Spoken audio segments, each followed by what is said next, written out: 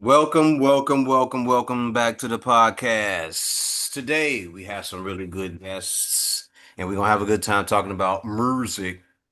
All right. Number one is a guy who is a returning guest. He always comes on here and speaks his mind about artists, whether it be Drake, whether it be Mobb Deep, whether it be Conductor Williams. He's laughing because we've had this conversation multiple times and he don't hold back, he don't bite his tongue. Jeff the Illest, the DJ, is on my podcast. Man, I'm here. All right. Number two is my man's and them. You know, we known each other for over 20 years. He's a co-host on the podcast. C Class, how you doing, brother? Great, man. Just glad to be here. I know it's been a minute, but I had to tap in with you. Yes, sir. Yes, sir. Yes, sir. And last but not least, broadcasting live from the trap house right now. She don't want to reveal her location, and this is a fake name that she put on the screen, but we gonna go by it anyway. Her name is Danielle Lusby. How are you, dear? I'm well. Thank you so much. Live from the Awesome. trap house. Live from the trap house. Everybody, clap it up for her live from the trap house.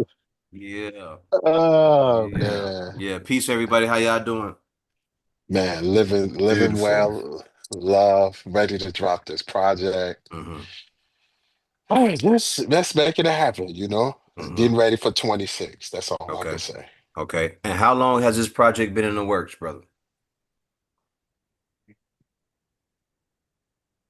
5 to 6 years.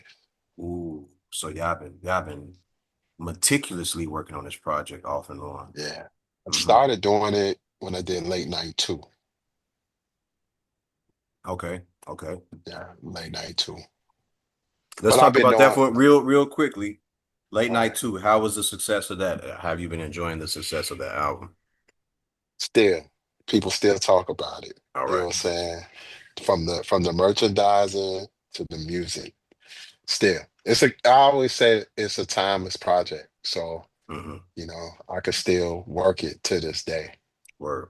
Word. Yeah. All right. And so now we are to the new project with Danielle. Yeah. All right. Now, how far Uh, back do you guys go as far as the music? 9/7. Okay. Okay. Uh, I okay. Is Uh, this you guys' first project together? yes, yes. All right. And what took you all so MFing long, my brother?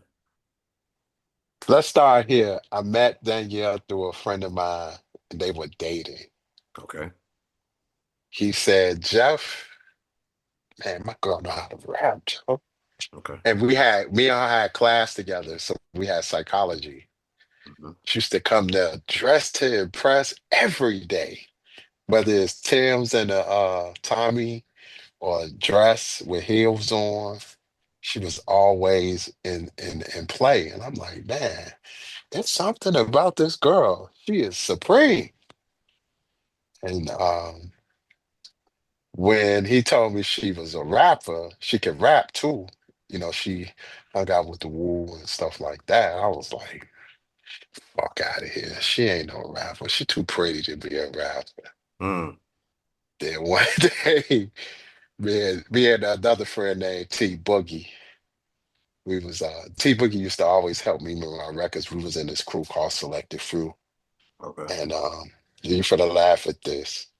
One day Danielle just walked up in a cat suit with her sunshades on and was like, "Hey, yo, you got an instrumental?"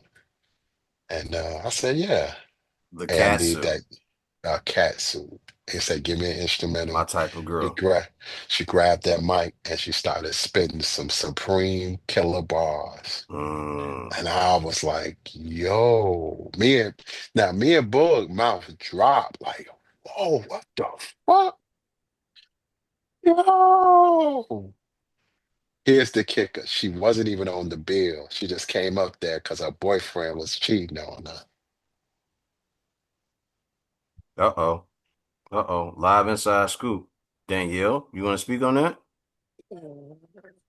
Yeah, I mean, it was what I felt like probably at 17, 18-year-old me, what I felt like was what needed to be said and what needed to be done without dialogue. I'm a monologue. So it was about giving me the mic and let me have my time. Just had some of the hottest music.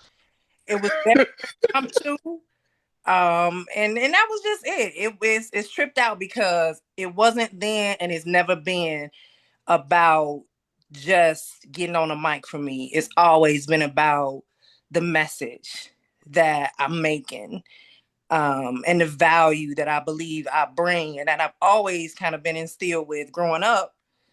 And so yeah, that was that moment. It was about making sure that he and the rest of that room understood and heard me. Yeah, yeah. We understood. Real tough. We was my mouth dropped. I'm like, hold on, wait a minute. Look, did you hear what I just heard? I think the blessing in disguise, though, was that the connection, in the long run that we made, it was very affirming for our friendship. It was very Yeah, affirming for, I think, Jeff's talent, for my talent. yeah, And so for us to reconnect years later, yeah. very, very fluid, very, very transparent, very genuine connection. Uh-huh. It's like the friendship we have is when you have a friend that you run into, but if y'all got a misbeat, when y'all reconnect, it's like no time passed. So I think the music represents the friendship Mm. and the message that we still have been trying to live since that time where we kind of had that impromptu moment on stage. Yeah, yeah. And it was crazy because like we after that moment we hung tough, tough. Okay. We was hanging pretty much every day. Um, Even come in the room and I'm playing, I'm playing. I used to just play records like a motherfucker. Hmm. And when she'll rhyme, I rack her up a little bit, you know what I'm saying? So from that point, it was like real tough. And I did her wedding. And then one day, here we go. Now late night two is gonna come in. I was doing a record called Amazing Three. Um, I had another rapper. The rapper turned down the joint. Mm. God spoke, called Danielle. Picked up the phone. I thought the number was changed or whatever. I called her and I was like, "Yo, Danielle, you still rap?" She's like, "Hell yeah, you need something, man?" I said, "No, I got a jam." Sent to the jam, You good? Keep and talking. We good. I sent her the jam, and from that point, um, she sent me the joint in 15 minutes, a verse, Mm.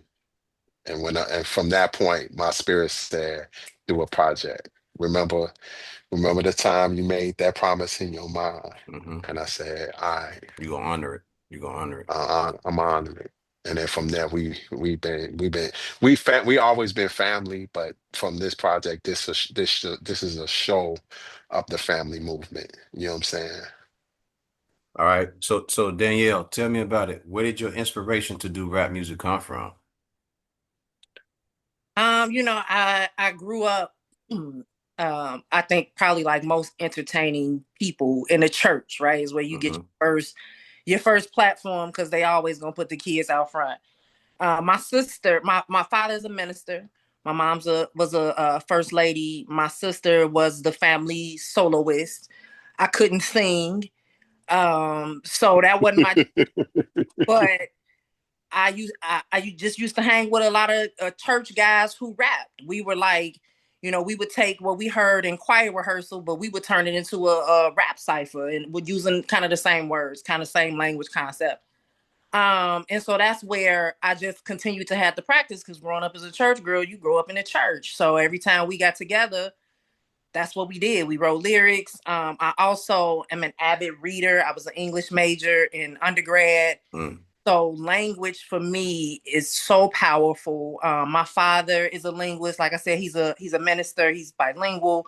So he just taught us about the Bible, language, words. Like Shakespeare is my favorite author because I have such a great love of just reading the Bible and that language and the message behind it, the work you have to do to unpack it.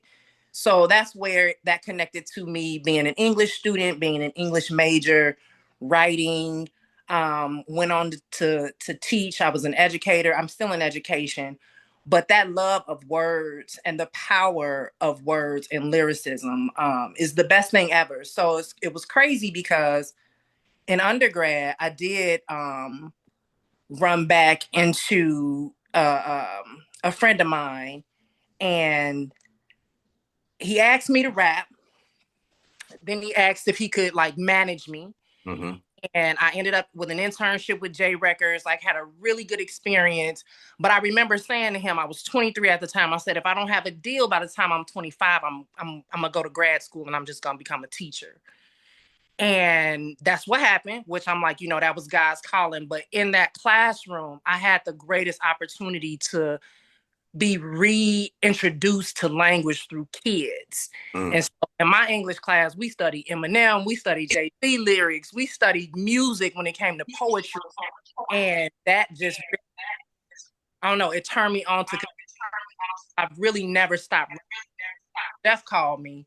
I was like, you still write? Like, do I? And it's been kind of ever always loved Somebody, words and been what they define as a loquacious person. Okay. Okay. Did you guys hear feedback, or was that just me? yeah, that was feedback. Yeah, Okay. Yeah, it was kind of choppy. Yeah. Can you repeat that's that my. the last couple sentences, Danielle? I heard some feedback. I'm not sure where it came from. I'm sorry. I was just saying, I've always been a lover of words. I heard, yeah, you said you were literary linguists, and your father was as well. So Yeah. you were speaking on that part, and then you kind of like had some feedback in your microphone. I'm sorry. So yeah, I was just saying that, that was my first exposure to poetry is, the rhythm of the Bible, the rhythm of old English language. My favorite author and playwright is Shakespeare. So since a small kid, I really love the connection of words, poetry, and that's what I did. Like I said, I grew up in the church. My sister sang. I couldn't sing, so I rapped. We used to write songs together where she had the lyrical side, and then I would come in with a flow. And so that's just kind of what we did, and that's how I've always remained connected to music, even through my teaching career. My students during our poetry units, we would study Eminem, we would study Jay-Z, we would compare it to the greats. I would do internal rhyme with them, just using something that was palatable for me, but also a very relatable connection for them. And I've never stopped writing. So when Jeff called me and asked if I was still rapping, it was a no-brainer for me to just jump on it and continue what I've been doing, which has just been writing the whole time. Yes, sir. Yes, sir. So let me welcome in 606, part of the panel. It's one of my co-hosts as well. For those who don't know, Six is Okay. part of the rap group that we have called Critical Mass Entertainment. We've been rocking out for some years, 10 years, maybe more, 15. I don't know how long. But Six, are you connected? Can you hear us? Can you hear me? Yeah. What up? What up? What up? Six. What's going on? Long time no Yo, see, bro. yo. Long time no see. See six. Yeah. What What's up, up, Creek? Six? How you doing, brother? I'm good, Nice man. How meeting you you, doing? Danielle. Well, how are you, sir? Hanging in there, hanging in there. You know what I'm saying? One foot in front of the other. I hear you.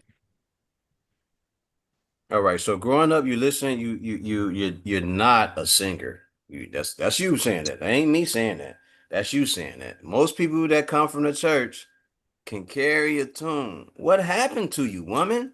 Can carry a tune. I can Mm-hmm. certainly carry a tune. I think when you grow up in a household where, first of all, again, is a first family. My mom sang, my dad or my sister sang. My dad, of course, can carry a tune just as a man, I think, with that baritone. Mm. But if I had to compare myself to my sister, I would always say, no, I can't sing. But in the same way, I would compare her to me and say, nah, she can't rap.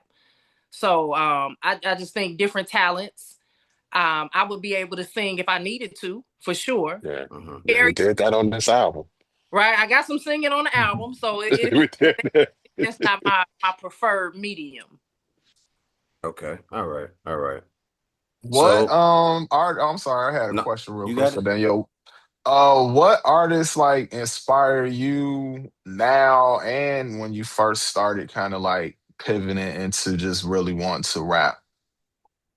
When I first started, it was certainly, the women in hip hop just in general, because as growing up, you wrapping around a bunch of church guys. I was the only female most times, and so that is where that inspiration. Light was amazing. Roxanne Shante was amazing. Queen was amazing. Foxy, Kim, like just coming up. Lauren is definitely impactful for me for her ability to write and or rap and sing and write, produce all of those things. I'm certainly honestly, I'm a fan right now of I like Glow only because I think she's genuine. I think she's a hood girl, and I'm a genuine person. So I appreciate you bringing what you bring and based on what you determine your value to be. I'm a heavy, heavy Jay-Z fan, just because I believe in that lyricism. Wayne Carter 2, that first album was impactful for me because he was out the gate, just really raw, really talented. I'm a big fan of Eminem, probably one of the greatest internal rhyme writers ever. So his ability to ride the beat with that internal rhyme, again, I used to teach my students that just to be able to really prepare them for standardized instruction on that skill. Mm. I think he's super impactful.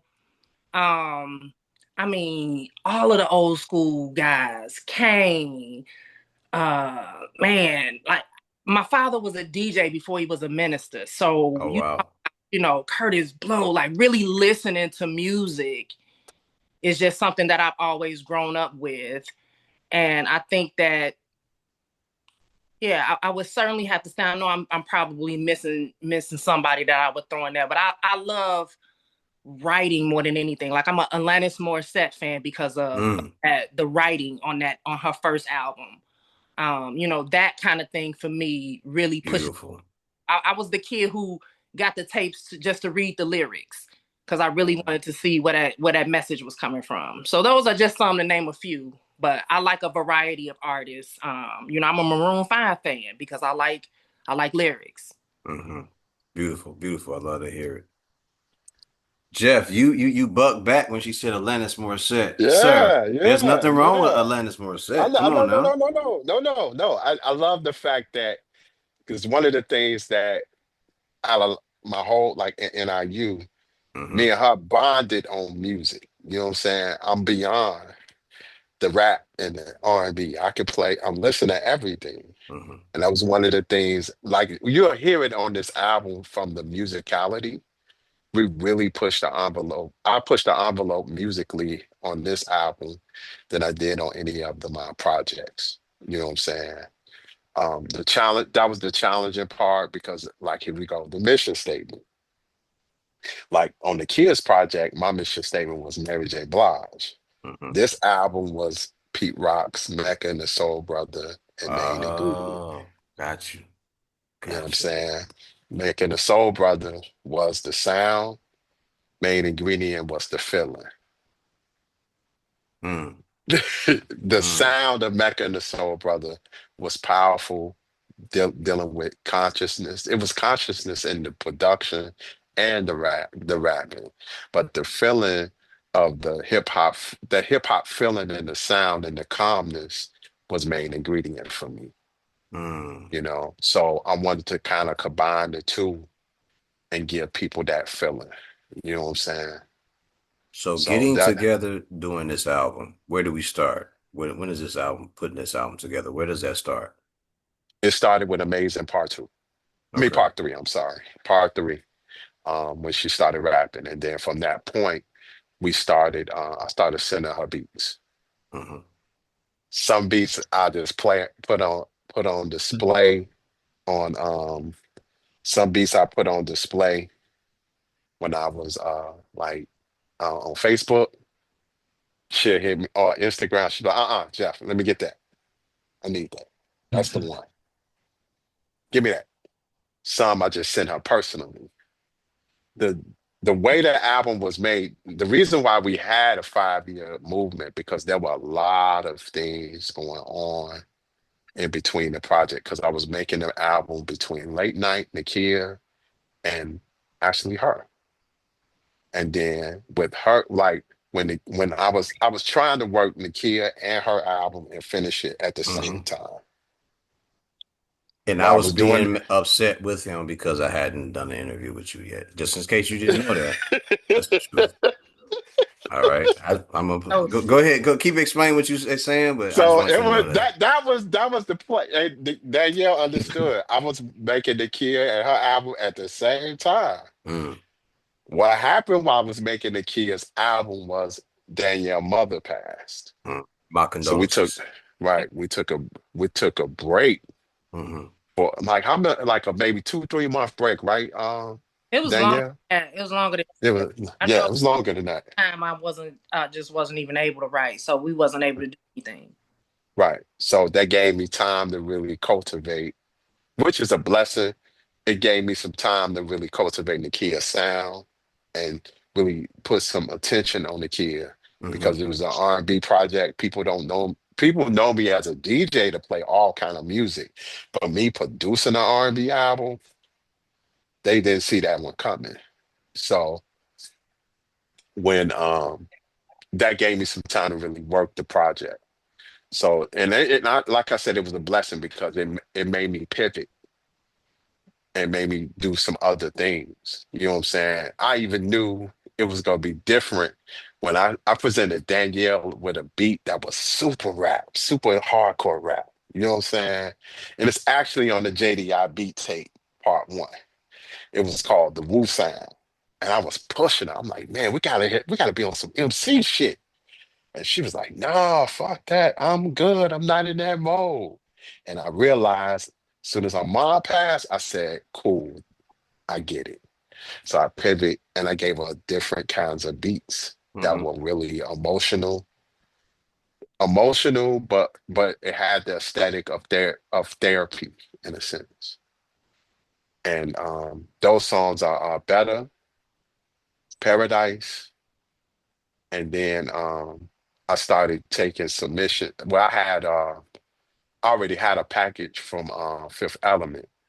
Mm. So Fifth gave me like three beats. One was the joint which you was out, which is Mama's Rent, and she took that one.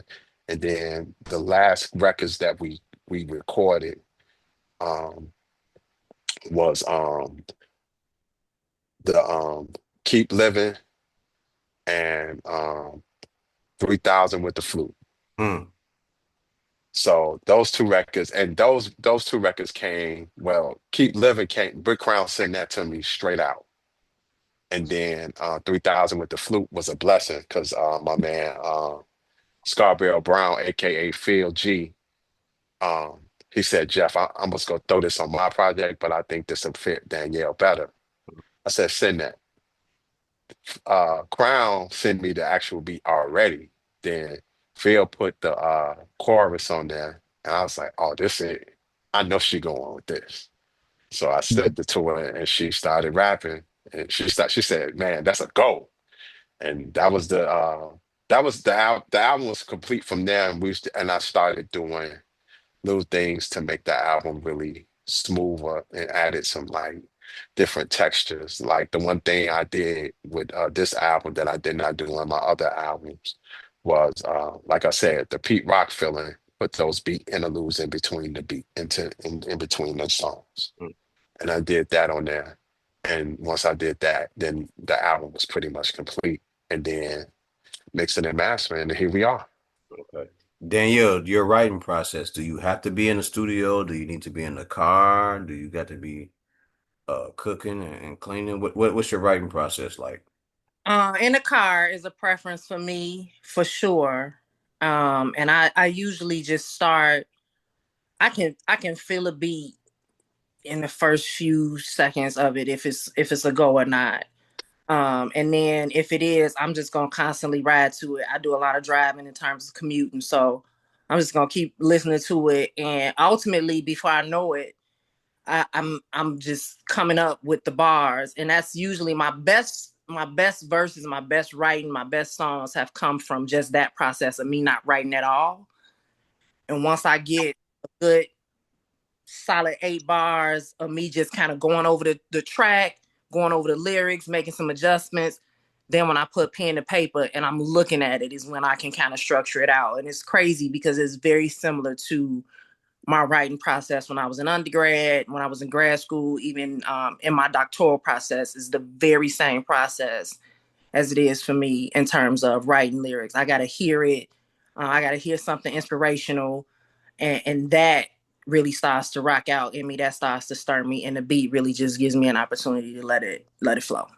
Okay. I'm gonna say this. My condolences to you and what you were going through. All right. Grieving is a very specific process to each person, right? You can't dictate how a person grieves or bereaves their family, their loved ones, or whoever it may be. In the process of doing that, while you're dealing with that process, do you feel it through the music when you're writing, or does are you completely blocked out? Or do you become handicapped? No, I'm feeling it. I'm feeling it. Okay. I My mother's presence is so much stronger for me in my writing process Mm, than any other process. And again, that's not just for music, even at work. You know, my that was something my mom, a lot of people like my mom, my best friend. My mother truly was like my biggest fan in everything that I did. She was the one who's like, oh, you gonna be on the stage somewhere, so she just had a lot of faith in me. She was that safe place, that soft landing. So it's easy for thoughts to start to build. It's easy for concepts to start to, become incited when you are in that comfortable zone. So losing her was, obviously one of the worst things that ever happened to me, but having her still is my impetus behind anything that I'm doing, especially writing. work, work. Gentlemen, do anyone have any questions before I continue to go? No, I'm good. I'm just soaking it all in right now. That I man have sick. I have a question real quick, just because I work with a lot of artists out here in LA that does Come on with it, music, brother. and I'm Come on with always it. curious, um, like how do you guys feel about artificial intelligence in music and manipulating it in ways that still have a human touch, or do you just not touch it at all? Not at all. Uh-uh. Okay. I think I think when it comes to AI, now I'm big on future and always moving forward. But the thing, like I said this to someone, I said the only person I deal with AI is Benny Siegel and DOC. Other Mm, than that, I'm done. mm. And And I we all understand know that. why, right? And we all know why, because they lost their voice. You know what I'm saying? And they still like if you heard Keep Dealing by Pusha T with Beans, Beans still got it. He just whispers. You know what I'm saying? So with him Yeah. using AI, I have no problem with it with them. But when we're dealing with everything else, it is very, very, very, very dangerous when we're using this AI tool. No good. You know what I'm saying? I don't want to hear big on new joints and y'all coming up with this quick verses. No, I'm good with that. You know what I'm saying? Unless them verses are unreleased that we never heard, like this new Bob Deep, unreleased, I ain't going. Period. And also on the beat, let me make this clear. And I've been doing this with my classes when I teach. It is nothing like the human touch Mm, of listening to them samples and going deep in those crates. mm. Period. Yes, sir. I Period. was having a, I was having a conversation with a guy. We were talking about this very topic, and it's interesting the way like the consumer mindset behind it perceives it versus like the creative. And I kind of like explained to him in a way that kind of gave him, just something to bite onto. I told him, I said, it's less about the creative component and more about control Mm-hmm. That's it. because on all fronts, I see it on YouTube all the time. So it kind of like really sparked this in my mind. It's more about having uh 100% control over the product. Hmm. So a lot of the labels, the same labels that are invested in Spotify and YouTube, and Hmm. they're trying to figure out a way to cut out the emotional side of it. Yeah, Signing artists is hard work. Keeping an artist signed and getting and delivering product through them that sells outside of their own desire to be creative is hard work. Consistently. hmm Mhm. You want to make these metrics happen. You can't do that if this person decides I'm not going to do it. But you'll never get pushback from AI. yeah, You know what I'm saying? And I think that's what the goal is. That's what the objective is. And music is just the entry point. They're just dabbling in it now just to show people what they've already decided on. right. And not only that, 606, that quantity movement instead of Yeah, quality. There you go. yeah. That cook it like let's cook McDonald's and Wendy's. Hmm. You know what I'm They've saying? Let's already hurry it up. conditioned the consumer to pay more attention to numbers anyway. Right. Absolutely. They've already gotten consumers like debating on who's selling the most units, who's selling the most merch, who's doing, it's less about the music and more about the numbers. Mhm. So if you can get people to start having those debates and having those arguments on this scale, and you've already kind of like just dabbled in it and you tested it out here and there, it's only a matter of time before they roll it out. It won't be like a full-fledged just replacement of the artist, but this will be what you'll always hear when you go to Target. When you stand in the elevator, it'll be the AI music. When you uh watch a football game, instead of having a halftime show, instead of paying somebody all this money to promote something, they'll just have AI, you know, pitch it, and it'll be money that they just didn't have to spend because it'll be their product. Well, Hmm. they You know, already doing it. They're already doing it. Like, I mean, I do visual art too. And when I go and see billboards, I could look at it until they use AI to make it. The thing that's the slippery slope is having a stand so anti to where the whole industry just pass you by. Cause it's almost like you gotta figure out how to integrate it somehow. Cause it's the internet, it ain't going nowhere. It's here. It's like the whole world has changed. So if you don't figure out how to use it, integrate it in some type of way, then they just gonna steamroll all the artists. And that's what the ethical thing comes back and forth because especially when it first really came out, it was like, oh, why are we using it for art and not using it for things that are the mundane tasks that people don't really want to do like that? They came for the artists first because little nerdy science people can't do art. So they use that to be able to do what we can do. Yeah. Yeah. Like I've been, and I don't know if I told you, Danielle, they've been approaching me about doing it from a marketing perspective. And I'm like, I'm not feeling that. You know what I'm saying? It's about, for me, it's about that human feel. You know what I'm yeah. saying? It's And the nothing like integrity of the art, but the integrity. That is big for me, but it's nothing like the human aesthetic. mhm. We I can't think play God. also, I think industrially, art has no real. It never gains the respect it deserves in any industry. First and foremost, like the music industry is never about the music. It has never been about the music. It's been about Hmm. marketing something, selling a Yeah, product, this pushing selling. something. Yeah, Same thing with photography, same thing with film. You have your artsy films that do crazy numbers behind its release as opposed to on its initial release, and all the candy coated stuff blows up immediately because of the marketing budget. And you'll start to see now that because the industry, because I'm a firm believer that what's happening is a lot of these companies are trying to find ways to sell stock. They're trying to sell off whatever they have, whatever they can offload. They're trying to get it off their shoulders because the industry is collapsing under its own weight.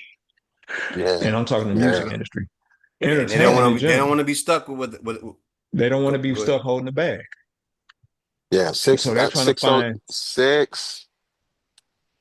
I've noticed. I say the last 5 years, 606. People have been selling off their publishing. yeah, Hmm. yep, 75 million, John Hmm. Legend. 50 some million, someone else. The Dream Yep. sold this for 100 some million. You know what I'm Lil saying? People Wayne. was Lil Yep. Wayne 100 million. 55, 100 million, Future 70 some million. And I was just like, what the That's hell is stupid. going on? You Because if selling they off, willing And to give you a and hundred you million know who's dollars, you know buying it how up? much the money they gonna make. Right. Yeah, but You if know I who's got buying it up? AI, The AI companies are buying it up. They're training yeah, the AI with these songs. They're training the AI with these catalogs. yeah, But same notice thing. they did it. They started selling the stuff before people even knew what AI was really. This was happening about what? This started what 5, 6 years About ago when people started maybe selling 8 years. off. Yeah, Mm, I remember right. the first things, but this is the behind the scenes stuff. That's why you have to be savvy about it still, and Yeah, not just be yeah. like, I hate it, so I'm not gonna use it. All right, well, that No, steamroller about to knock you over, and you're not gonna really know how to combat it either. So yeah. it's knowledge has to be there. I agree with that for sure. I do too, but I Mhm. just think it's about the artist saying, all right, let me create a page where I can hire guys to use my voice to create this type of music and the type of lyrics. Look at me for the last 15 years and embody that to something current instead of letting the industry do it and take Correct. what you have and they kill you off and you just had that $100 million contract that you bought that you paid got paid off for and then there's no more use for you ever as an artist. Yeah, I think there's a fine line to being able to do it with integrity and fidelity and still using it honestly Mm-hmm. Yep. for, what it was created for. Every kind or source of technology that we've had from the beginning of time has increased, has simplified something, or has continued to advance from its original production.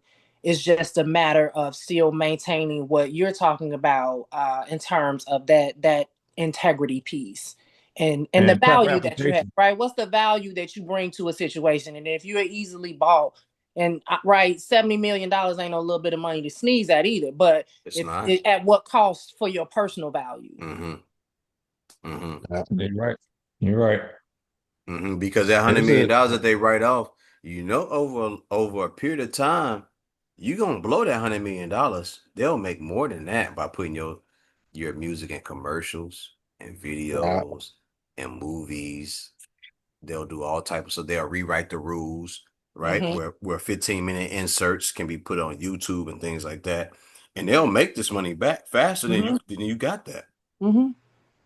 Oh, Yeah. it's just like with sports. Like if they want to pay an athlete X hundreds amounts of dollars, millions of dollars, and then endorsements, they're going to make 10 to 15 times more than what they put. That's the whole point of investing in anything is to make a return on your investment. So you just, people just gotta be smarter about it and look for the long run for themselves and not just be like, oh, okay, I'm just about to get this to you.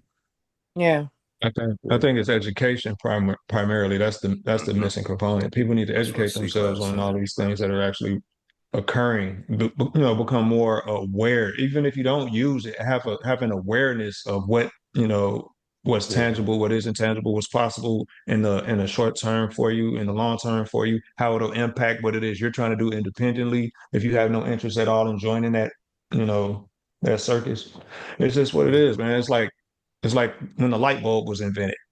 When the light bulb was invented, people who were using lanterns thought it was evil. When the telephone was invented, they thought spirits were in the phone. And eventually it became a staple.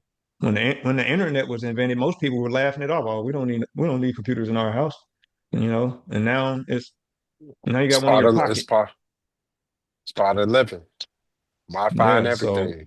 You need it now this is because now the You need it. this is the it's on your Wild West mobile. era for AI usage. And Mm-hmm. it's not even true AI, Hmm. it's just an algorithm calculator. Yeah. So it's just about understanding and not really Mm-hmm. buying into all the hoopla and really just being educated on it. Yeah. That's Responsible it. use. Yeah, That's it. absolutely. Just like using Responsible. samples. You can loop Right. the hell out of samples Right. all day. But until you learn to creatively sample, you're not really using it to its full potential. That's it. Facts. Big facts. And not be afraid to Dig. That's the problem Yeah, too. dig. Yeah. Man, dig. It's so easy for our younger generation to get, buy you can buy a sample pack, 20 some dollars, 30 some dollars, 40 some dollars with the stems. You know what I'm saying? Yep. And you can get away with it. That Keep digging is roots. something right. But Keep we would have you. never got shook Yeah. ones if they was doing that back in the day. Cause you see Right. how that was made? You couldn't even tell where it came from until you really Right. break it down. That's it. Digging, digging. Digging. You gotta Yeah. dig. And that's the key in this game, man. Like, man, don't be The afraid to creativity of dig. Yeah, that creativity, because that, no, I have no problem. Like I said, like you said, education is key, but it's nothing wrong with using old school tactics. Nothing wrong.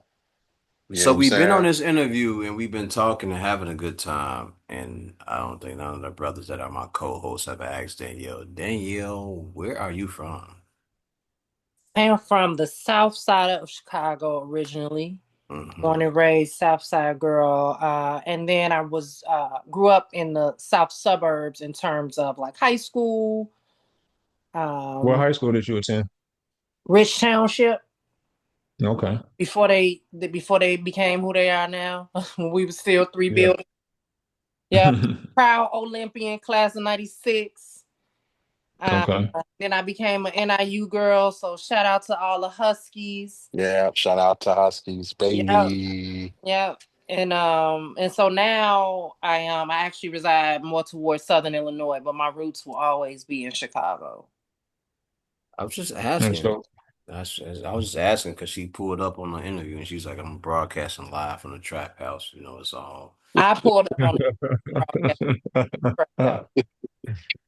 she didn't say where she was. She just said, look, it's dim where what's I on? am. It's dimly lit for a reason.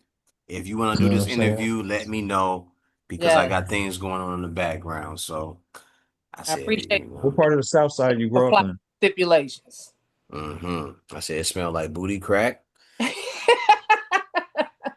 and part of the South diesel. Side did you grow up on? Hundreds, wow, hundreds, girl. Wild Yeah. Hunters. Yep, Okay. Yeah. Love to hear it. 103rd, Dope. 130 and 103rd. what? right off Halsted, like Eggleston Oh, by the good area, Harold's. right? Best By the good Harold's. Harold's. I ain't knocking it. Come on, talk y'all shit, man. Talk y'all shit. Okay. Yeah, Everybody need to That's know. dope. Everybody need to know. yep. Yeah, I'm gonna That was stand on it. my that was my area, that 10 tray area over there. Ten Trey, let it be known. Yep. Yeah, Let it be known. yeah. Mhm. Wow, hundreds. What's your Well, best people memories don't from growing up realize, over there? man. Do you have any memories growing up over there? You know what? I do just because of my family. Hmm. But my fondest memories really came from the 95th Beverly area. My mother Oh, was a Hosey, yes. hairstylist. All the women in my family on my mother's side were hairstylists. They opened up a hair salon on 95th and Western. Used to be right there next to the old Bally's off of 95th and Hohen. Yep. And so I spent all of my outside time up and down 95th Street at the salon, uh, at the beauty supply store, at the plaza. Mm-hmm. So yeah, my fondest memories is really being a part of that business. My cousins and I talk about it now. We didn't realize that we were one of the only families who had a family business Mm. like that in the '90s, where we automatically created space. So as soon as you got out of high school, if you wanted to do hair, you got your cosmetology license. You already had a salon that was full of all your family. So that was Right. my fondest memory is growing up in that way. Yeah, That's Strong she was dope. making, sisterhood. yeah, she was making a bankroll at NIU doing hair. Yes, That sir. was like, man, like a lot of the ladies, was Getting fly. getting their hair did, getting fly Yeah. through Anybody that Danielle. asks you about Danielle from NIU, they'll say, "Yeah, Danielle used to do my hair." Yeah, yeah, yeah. She had the what you call it, them roller, what you call that little roller? You had the roller joints. The roller cart. I had everything. Yeah, I turned yeah, the dorm lounge into a salon. Mm. yeah, yeah, Mm. Uh, Dope. so that's how I made my bread in undergrad was I did hair, but that was yeah, all because of my family. yeah. She tried to hook me up with one of her girlfriends, Mm. Paula. Remember her? Rest Remember in how peace. Danielle? Paula passed, Jeff. Talk lightly. Talk lightly. Mm. Really? Oh Wow. Yeah. shit. Yeah. Paula, you Yeah. gonna Wow. be missed. Just in case you didn't know, her family didn't know. Paula, you gonna be missed. You know, it don't Man, matter we what happened between Her y'all, family, but her Wow. family already know. Jeff don't know, and that's why I said be talk lightly. We don't speak ill of the dead. So no, we yeah, not. We man, I not. didn't know. I didn't know. Mm. yeah, We gotta talk when we get up out of here. Oh Hugs and yeah, kisses man. to Paula and her family. absolutely. I Yo, wish I knew All Paula right right. now. God Yeah, and bless her you. beautiful daughter, Mm. Lorian. How old is she? yeah. Yo, damn. That's Yeah, crazy. she tried to hook me up with her, man. And you know, y'all was roommates, right? We was, and I don't know that I'm gonna Yeah. let you spin that narrative because I don't ever think that I was trying to be a matchmaker more than anybody had their own free will. No, So no, it wasn't I'm just that. saying, I was too busy trying to keep my end together, running behind your friend. Danielle said, I got a business to maintain, man. Get up out of Listen, here I with was that trying to prepare nonsense. and maintain a man who was trying to Yeah. do everybody else. It was a lot. Ooh. I didn't have It time was to a lot. be Yeah, trying to yeah, yeah, See, like yeah. trying enough of to this revisionist matchmake you, history. my friend. I didn't have time for that. Yeah, it En- was Niggas. facts. It was facts Enough Niggas. because of it this was revisionist facts. history. It was facts. It was facts. It was facts. Yeah. Yeah, So no, I He came through with the fact check. yeah, yeah. I'm not gonna let you rewrite that narrative, brother. Yeah, but yeah, cause like that's how I knew she did hair. Cause I used to see Paula, I come see Paula here and there, and we'll talk Mm. All about, right, right. yeah, like we'll talk about music and shit. She put me on some gospel and stuff, and I'd be like, oh, okay, I rock with that. Cause Dope. she was checking for me a little bit, and I was like, I really wasn't in a mindset of just being, you know, I was just doing what I wanted to do, but I was focused on trying to make sure that, man, I'm in this school, get Mm-hmm. my study on, but I also had a passion. And that DJing thing, once I started taking it seriously, I was like, man, fuck that. You know what I'm saying? Them girls gonna be there. You know what Mm-hmm. I'm saying? You know, but Mm-hmm. I was taking it to the next level. So when you guys started this project, to get back to it, when you guys Hmm. started the project, did you know how many songs you wanted to do? Did you know if you wanted to do a mixtape series? Did you know if you wanted to do an EP? Did you know if you wanted to do an LP? What It was it? was for me, it was at first it was gonna be an EP, Mm-hmm. you know, Mm-hmm. because like I said, I was working with Nakia and her at the same time. So I Mm-hmm. just wanted to be something short, something straight to the point, you know, and we make it happen and then we build out from there. Um, when her mom passed, it really like I said, it shifted me. And then from that point, the album was bigger than the EP. It was a really strong album, you know what I'm saying, from the listening. And then from there, me and her are actually working out our next follow-up, which is going to be an EP. Mm-hmm. You know what I'm saying? Because she went through some things and she was like, Chuck, man, I need that hard shit, that real shit. And people who know me, I do that real shit really good. You know what I'm saying? So we working on our follow-up as we speak. And I'm working on Late Night 3 too. So Mm-hmm. Mm-hmm. I yeah, would Late not Night. know. Jeff disappears on me. He reappears. He disappears and he reappears. Then all of a sudden he'll just say, "Oh, Yeah, we are at a point where, how can I say? podcast September 30th." Let's go. Let's go. Yeah, Yeah. You know what I'm that's very 2 saying? much months in advance. that's This is what I want. very much how Yeah. it Yeah. operates. I'm all right. My Yeah. guy. You got it. Yeah. Let's You got drop it. it. You know what I mean? Yeah. I'm in the mindset. I'm like as of I say maybe 3 years, Mm-hmm. right after Late Night, I become this person like, man, drop that shit. Mm-hmm. Like I have the Beyonce Jay-Z bar. Fuck all the Yeah. hoopla. I'm getting Drop closer that. to that. I'm getting closer to that. Let's drop this shit. You know what I'm Yeah. saying? Let it It's fly. whatever. Mm-hmm. You know, I do believe in marketing it too, Yeah. but I deal with the marketing through the fashion, through the merch and stuff like that. You know, just Mm-hmm. drop it. You know what I mean? And what's crazy is that people will do a whole bunch of videos. You know what I'm saying? People are at this point where they just dropping good music. You know what I'm saying? Mhm. And they'll drop the videos after the album come out. You know what I'm Gentlemen, do you saying? have any questions that you would like to ask? Mm, can't think of anything at the In the moment. process of creating this particular project, what was like the biggest stumbling block you came across that you felt like was like I guess the spark you needed to really drive it home? Oh, okay, that's a good question. Um, let's say like okay, we talked about like I wanted Danielle to be like on some rap shit, like Right, hard. You know what I'm saying? right, And I was still because like every song when you listen, like when we were earlier we were working the album, the songs were really strong black records, and then some of the records will be really really smooth, and we even had a song on some romantic shit. You know what I'm saying?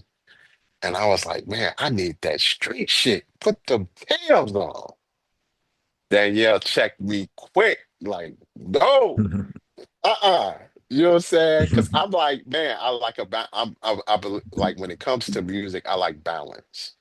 right, Everything ain't gotta be hardcore rap. You know what I'm saying? We could talk about this romance, we could talk about this money, we could talk about all the above.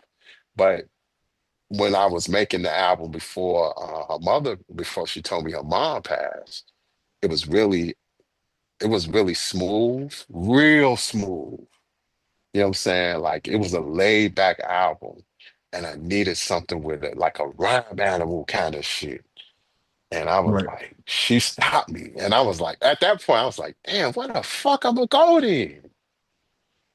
And then when her mother passed, that's when everything just started coming to me. You know what I'm saying?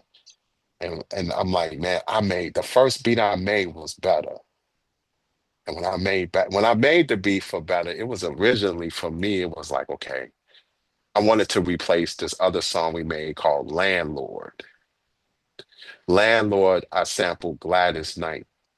Uh, the song be like, you're the landowner and the Landlord. keeper, landlord. And it was cool. It was just as far as me making the beat, it was not, I could be honest, it wasn't organized as far as like the bars. So I Right. was like, I needed something to replace that. So I made better. And when I sent her better, and then I did Paradise like maybe 2 months after, I sent her those two beats. When she heard better, I swear I thought she was gonna talk about some romance shit. You know what I'm saying? Because it's the sample gives that feeling, and it's one of my, that's one of my best beats. I can be straight real. That's like one of my killer beats. And I was like, okay, I'm gonna see what she did. So we went in the studio. She said, I'm gonna talk about God. I said, what? You know, anybody know? She know me. I was like, what? Uh, let me see. That's dope. When she started rapping, I was like, oh shit, let's go. And then, but the singing part, it was her sister. You ready, Danielle? We gonna get into it. We're gonna give it to him. Her sister was originally singing the chorus. It didn't And come by off that, my right. sister was the singer, right? Right, right. It didn't come off right. I was like, no. Nah, it didn't. It didn't. You know Uh, what? I will say this, and I don't mean to interrupt you, Jeff, but I will say, as no. regards that question, I appreciate that response because that was a little bit of a crossroads, I think, for us both. Um, Yeah. I just in hearing you talk about landlord happening right before that. Landlord was a big struggle. Landlord to me was some of my best writing. Mm. Um, Yeah. so I really wanted that. I wanted that song to walk. And then my mom, Man. and so coming right from that, where I felt I was edgy, I felt, I was talking about a strong black man, like Yeah. I was giving mad lyrics and love at the same time. And then it was kind of like I just lost my drive to write about anything that did not literally make me feel better. So Mm. when he came with the album Better, I remember sending him an email back like, bro, this track is a breath of fresh air. And that's what hit me. And the next few songs, even right now, a song that I'm working on embodies that same concept. And it's like, I cannot, for whatever reason, from that time, 2022, I cannot just sit down and write in that mode of street like I was before. It always goes to something deeper, more spiritual, with more, resonates with me differently. It doesn't matter what I try to, like I said, I'll let the music play and I'm listening to it. I cannot seem to switch back to that lane since my mom's passing. And I'm not mad about it because it put me on a different level. Yeah, yeah. And it was So yeah, that was a I, that was a snag for us. That was probably that the was first a time snag. we Yeah. kind of looked at each other like, what are we doing Uh, here? what we doing? I was like, yo, no, no. Like Landlord was really, really dope. Yeah, But I knew beat wise, I'm like, I gotta redo it. But I'm serious. When her mom passed, it shifted everything. And I was like, that better? I was like, jeez. yeah. When she told she was man. And then let me go back to when our sister was on. I was like, oh, everything came and then everything just came to me. Mm. Um, girl I was dating, girl I was dating, got me reconnected to another cat that we went to NIU with, JV. JV called me to say, hey, Jeff, man, I need you to do my wedding. I said, all right, no problem. And I realized he sang and he got a Grammy. So I was like, hold tight, give me a minute. Hey, I got a jam for you. Can you sing on this joint with Danielle? You remember Danielle? He said, hell yeah, I remember Danielle. Said that shit. And I said it to him.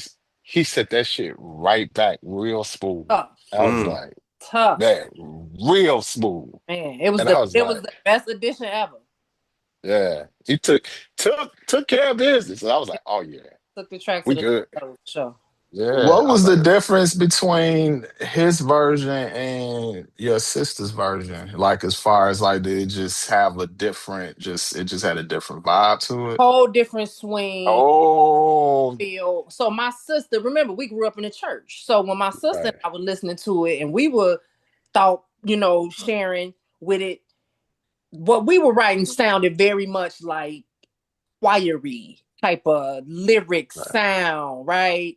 And so mm, then when we came, we thinking when we sitting together, this is one of the most significant things about positive collaboration and thought partnership, right? Because me and my sister, we writing it and we like, oh yeah, like, oh, mama be like, that's dope. Oh yeah, can you imagine a little quiet in the background? Right. Then we get to the studio, Jeff like, man, what are y'all doing? And so he took the same concept my sister and I had, but then when he took it and got it transformed, it was like, I don't know, it was like the rough draft being submitted, turning into the final edit. And it was just what I love about the track is when me and my sister listen to it, we hear when we sat and had conversations about what we think it should sound like, but it's just a totally different sound. So it's man, it's probably one of the I think probably our tightest connection in terms of us getting on the same page musically from Mm-hmm. a mental standpoint. But yeah, that first chorus was very much church, mm, and that's not right. You still you can embody the word without it just being specific. right, right. And then So, yeah, go. same thing with Paradise. Sister was on Paradise. She get writing credit on Paradise. So it was like, okay, how can I make this? How can I smooth this thing out? Me and Nakia, we like Nakia is like my sister. I made the call. I'm like, Nakia, I need you to sing on this joint. You know what I'm saying? It's a little different, a little smooth, but a different. She's heard it. She's like, okay, let's go. Killed it. She don't play. Like Nakia don't play. Now, one thing I respect about Nakia is that Nakia, when she hear it, she gone. You know what I'm saying? And when she heard it, she recorded it in front of me when I was in Dallas. So I was like, okay, cool. So we had that. So those were like the two songs when it came to the stumbling, that was the two songs that we Mhm. needed Mhm. because Mm, everything else was smooth sailing. You know what I'm saying? mm-hmm. Like stratosphere. You know what I mean? So, and then I say the only big stumbling block now is just like the timing of putting it out. Mhm. We had this for a while. You know what I'm saying? And I'm a big believer in just timing, not just dropping it just because. Mhm. The timing. And the time is now. You know what I'm saying? Like people are looking for something fresh, something from something with wisdom. Um, we see the game in 25, the people who are dropping good albums are the OGs, Mhm. people with experience. People are not looking for these youngins no more to shape and mold the music. Mm-hmm. Your top albums in the conversation albums of 25 are albums from the OGs.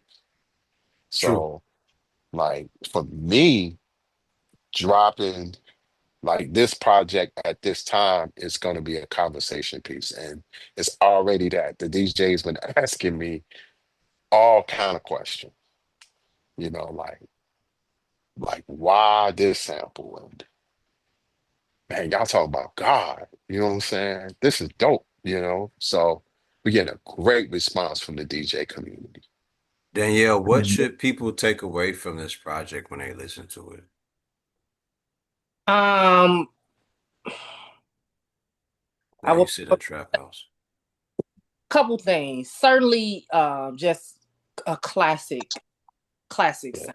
You Mm-hmm. know, I always say I got a new school vibe with a very old school sound. And I think that that's something to expect. What I love about it is when I play it for my friends, they like, oh, that beat is tight, and they can hear everything that's being said. They can memorize the lines, they can rock with the beat. So certainly some classic sound. I'm vulnerability. Um, Classical vulnerability for me, and I think Jeff is probably one of the coldest musicians ever. Just on all levels to me. I'm biased, but I think just a real good synergy between a classic, clean sound and some really good making of music, like the beats, the production. I think that it's something that you could kick on in the ride and not have to forward to the next track. You know what I'm saying? Something that you can just really listen Thank you. to all the way through, and hear some good work. Okay. Yeah. Yep. Six, you sound like you was gonna say something before I spoke my question. It wasn't that Oh, deep. I was just going to respond to Jeff because question I asked him, he had a real thoughtful answer. I thought it was a dope answer. And thank you. I think that just because since our last conversation, Hmm. I've been like just checking out your work, and you have a very keen ear. You're a good Thank curator, you. you know. Thank you. And I think that's really I think that's what the game needs. Yeah. I think a lot of Yeah, it people are does. kind of like this.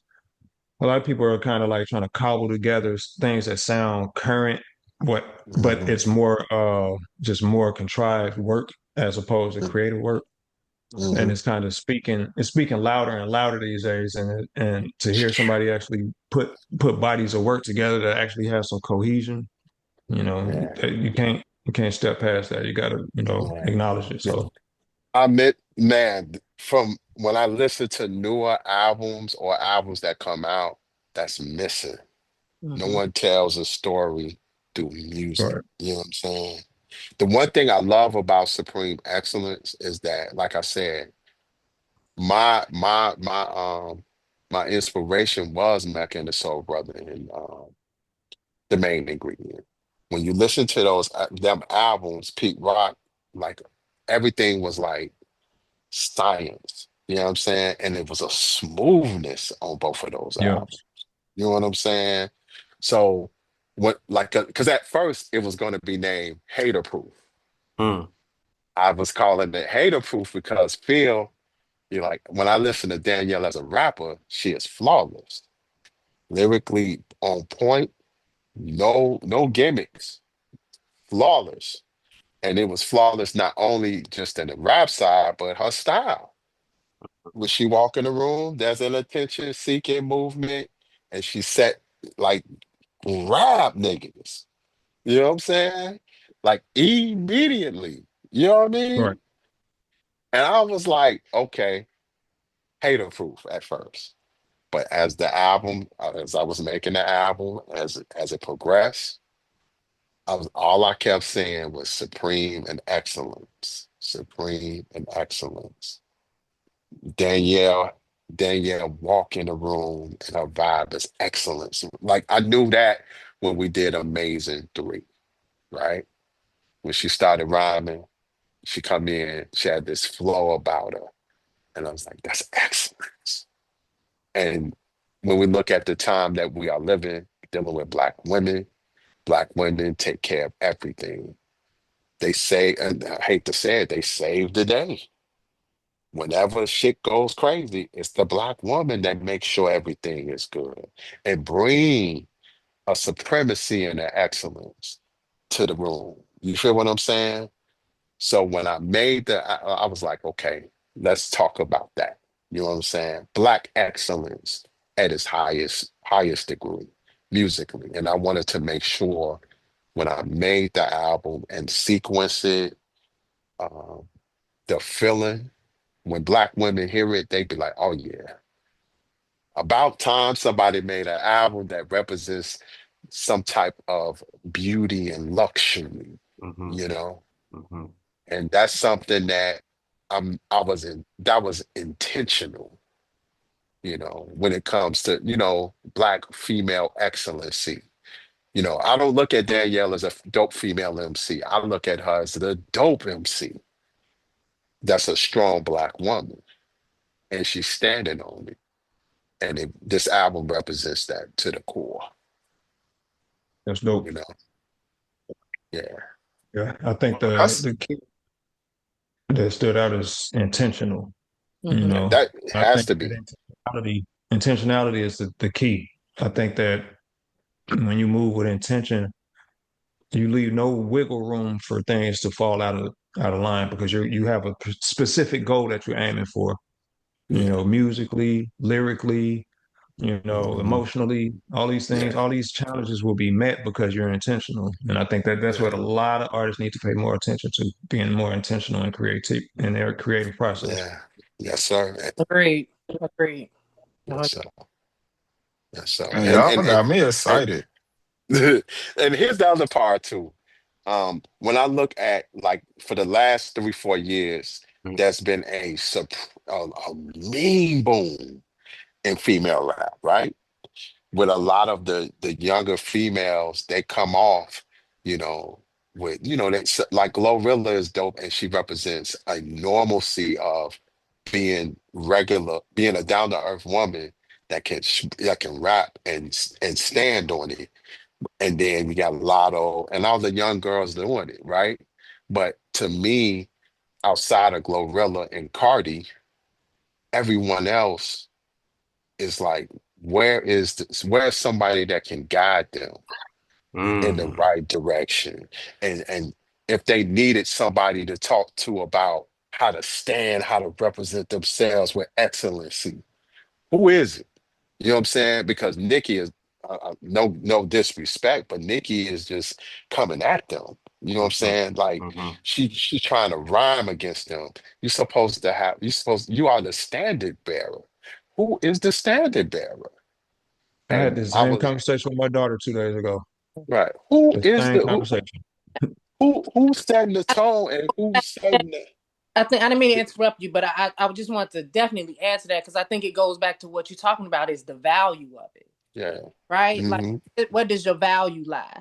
And if your Right. value is being hood to the core because that's what you know and that's who you are, and you can represent that without having to be something um raunchy or like egregiously off.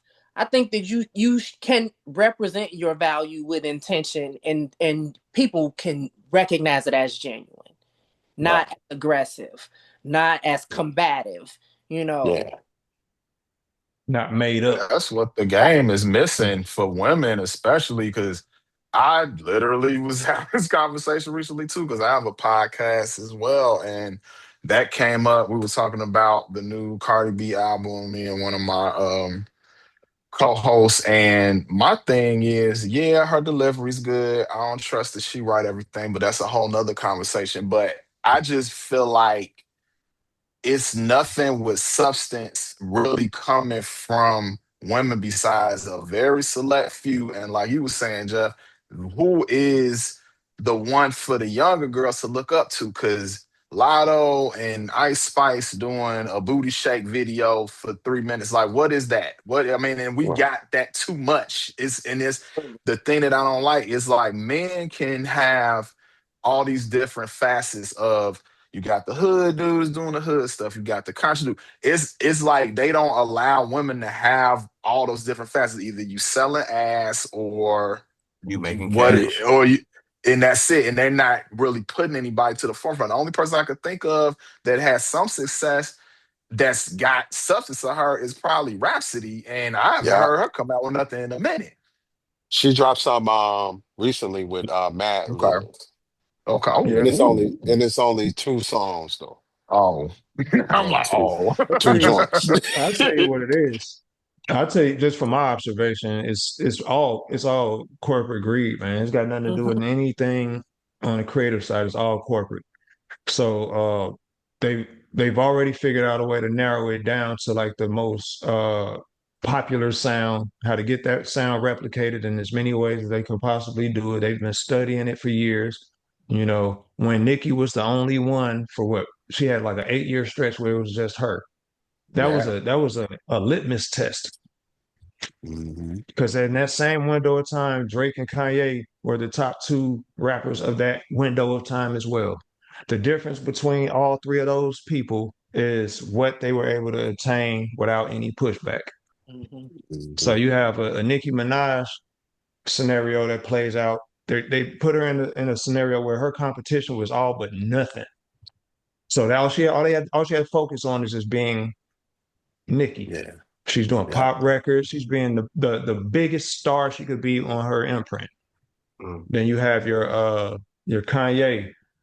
This guy has been executing at a high click for years, album after album for these people. But he's got too many opinions. He got too many views. He's offering too much pushback. Let's Mm-hmm. fall back off this guy a little bit and let him cool off. But the other Hmm. kid, this guy, not only is he a child actor, but he got this character he plays called Drake. Yeah. Mm. You Mhm. know, and he's already media trained, so we don't have to even invest money in training him to do media. Facts. All we got to Hmm. do is just sit him in a room, play some beats, and he's going to perform his best version of what we consider to be hip hop over here. Right. So you have your Nicki and your Drake doing the job that for decades we never agreed to do. Yeah. I'm saying so now, And now it's becoming like with Drake, he getting a lot of pushback. yeah, because You know what I'm saying? the core of the culture see it for what it is, but it's not Yeah. about us anymore. We don't have control over it anymore. We lost control of this over a decade ago. So what Longer. we bring to the table when you have your Rhapsody, when you have your Flo Millie, when you have these young female rappers who actually Shay can no spit, Shay Noir. Yeah. yeah, when they actually can spit, they're appreciated, but they're never going to get the same light and shine that the industry has already invested dollars into. Mm. Agreed. You know, they know that right now is TikTok era. Yep. We need a 20-second clip. We need a 2 minute clip of nothing but ass shaking. We need a challenge. We need you to make music that will sell a challenge. It's not about selling the music anymore. Well, they You don't know what I'm want saying? substance because they want to keep everybody in a low vibrational state, and they're using the music to manipulate that. That's why the people that are authentic, like yourself, Danielle, like you guys have to, put this music out because there's barely any good examples outside. This was a great year for music. The OGs was holding it down, which, like you said, timing wise, it's a perfect timing because now people's Perfect ears are timing. open for it. Yeah. Yeah. Yeah, and Yep. I love it. I love it. Like It's a we perfect begin to opportunity. perfect opportunity, and we begin. I'm telling you, DJs was like, "Thank you, brother. Yeah, Really, thank you." I said, absolutely. "Thank, I appreciate it." It's just for me now. It's much more like now we want to do videos because Mhm. the songs are so visual. Yeah. You know what I'm saying? Put those They visuals together for it. like it's visual. Hmm. I told Danielle, I said, man, Paradise, we on a beach somewhere, man. Mm. You know what I'm saying? Mm. We on the beach. Like the camera, like I'm we in LA and I shoot videos just to say. I'm just saying. hey, we might have to take that Let's trip, do it. Danielle. Let's do Real tough. That's true. He is a videographer. Let's not forget All that. He is right. a Hey, I'm photographer a, That's and dope. videographer. Like he's I That's will dope. solidified. send I will send you the album as soon as we get off. You know what I'm Yes, saying? sir. right the You tree. know. We appreciate you. Hey Jeff, Yes, you sir. want me to just email him what you sent me? Yeah, please do. Cause like, like what we did for the DJs and the podcasters, Danielle, you're gonna appreciate it. What I did was I sent them the album, the sample book, and the instrumentals. Yeah, You know what I'm saying? Because I want people to feel the vibe, yeah. The fullness of it. the That's fullness. You know what I'm saying? And That's that was dope. something that like the producers that are on the album outside of me, they was like, Jeff, yes, sir. The sample book. yeah. The sample book. Yeah. So the sample book is really, really I'm excited because it was my cousin that helped me put together the sample book for the DJs and the podcast. You know what I'm saying? Definitely contributing to the classic factor. I think Yeah. something that it's a word that we use often in the studio in our conversations. So just another classic move on your part, bro. Thank you, Danny. Thank you. Yeah. So yeah, so I'm looking forward to y'all listening to it. You know what I'm saying? Absolutely. And apologies. So while we on the air, while we're broadcasting and podcasting, for everybody that don't know, I have a lot going on. I started a new gig. I've been doing things, so I didn't get to put my foot down into what they had going on to their project and maintain and get a feel and a vibe and go over everything and give a honest review on this one. But Mhm. I will be doing it, and he'll know. Oh, Because oh I yeah. like to dissect things. So I love dissect. we can look forward to coming back then. Is what you're saying? Not only Oh, just he. coming back, but you may not like me after this review. Just Like honesty. No. So whatever you got to say that's honest, I'm a receiver. okay. He go give it he go have a conversation. I'm really looking forward to what he said. That's that's good.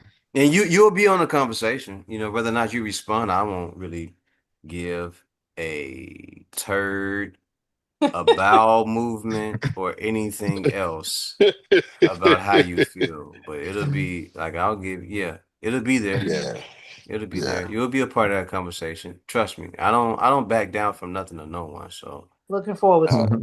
hmm. Danielle, trust me, we talk about film and music real tough. Yeah. Yeah.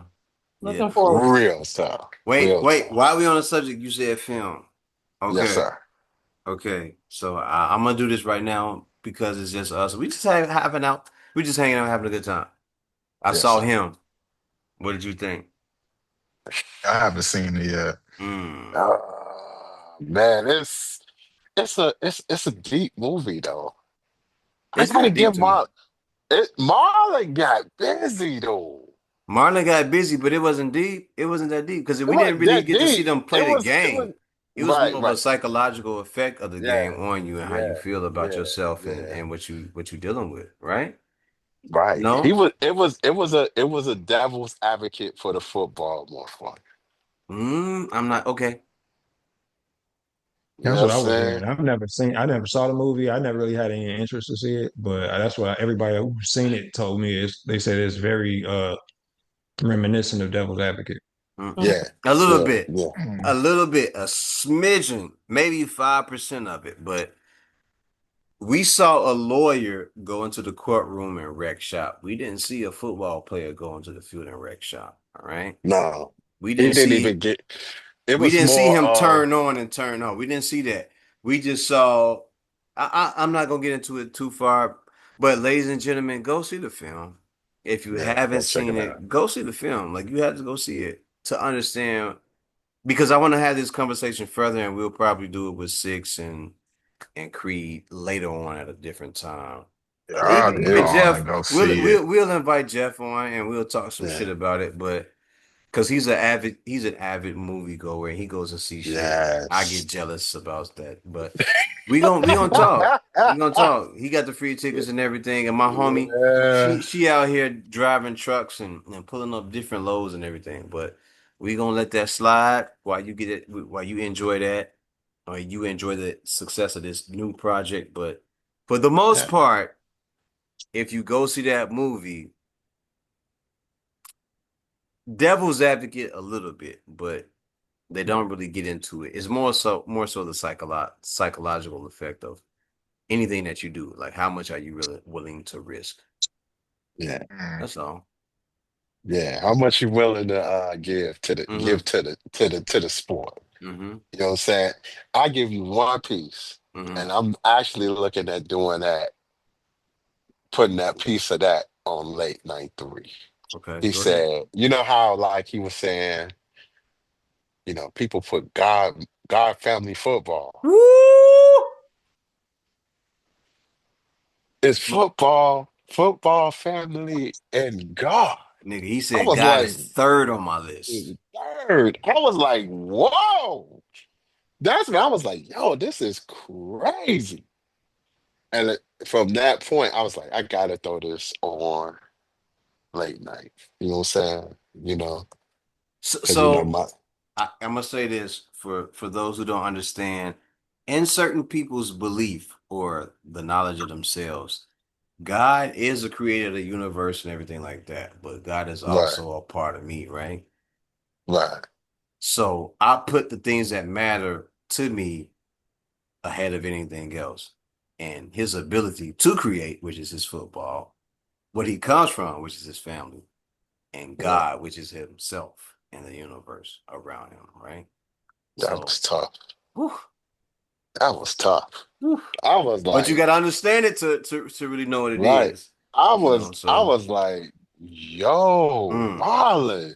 And mm, this is now this was like people really when people see this, mm-hmm, they're gonna be like, out of all the Wayans dudes, it would be Keenan and him that mm-hmm, can really get busy on the actor side. mm-hmm, Cause like everybody else is comedic.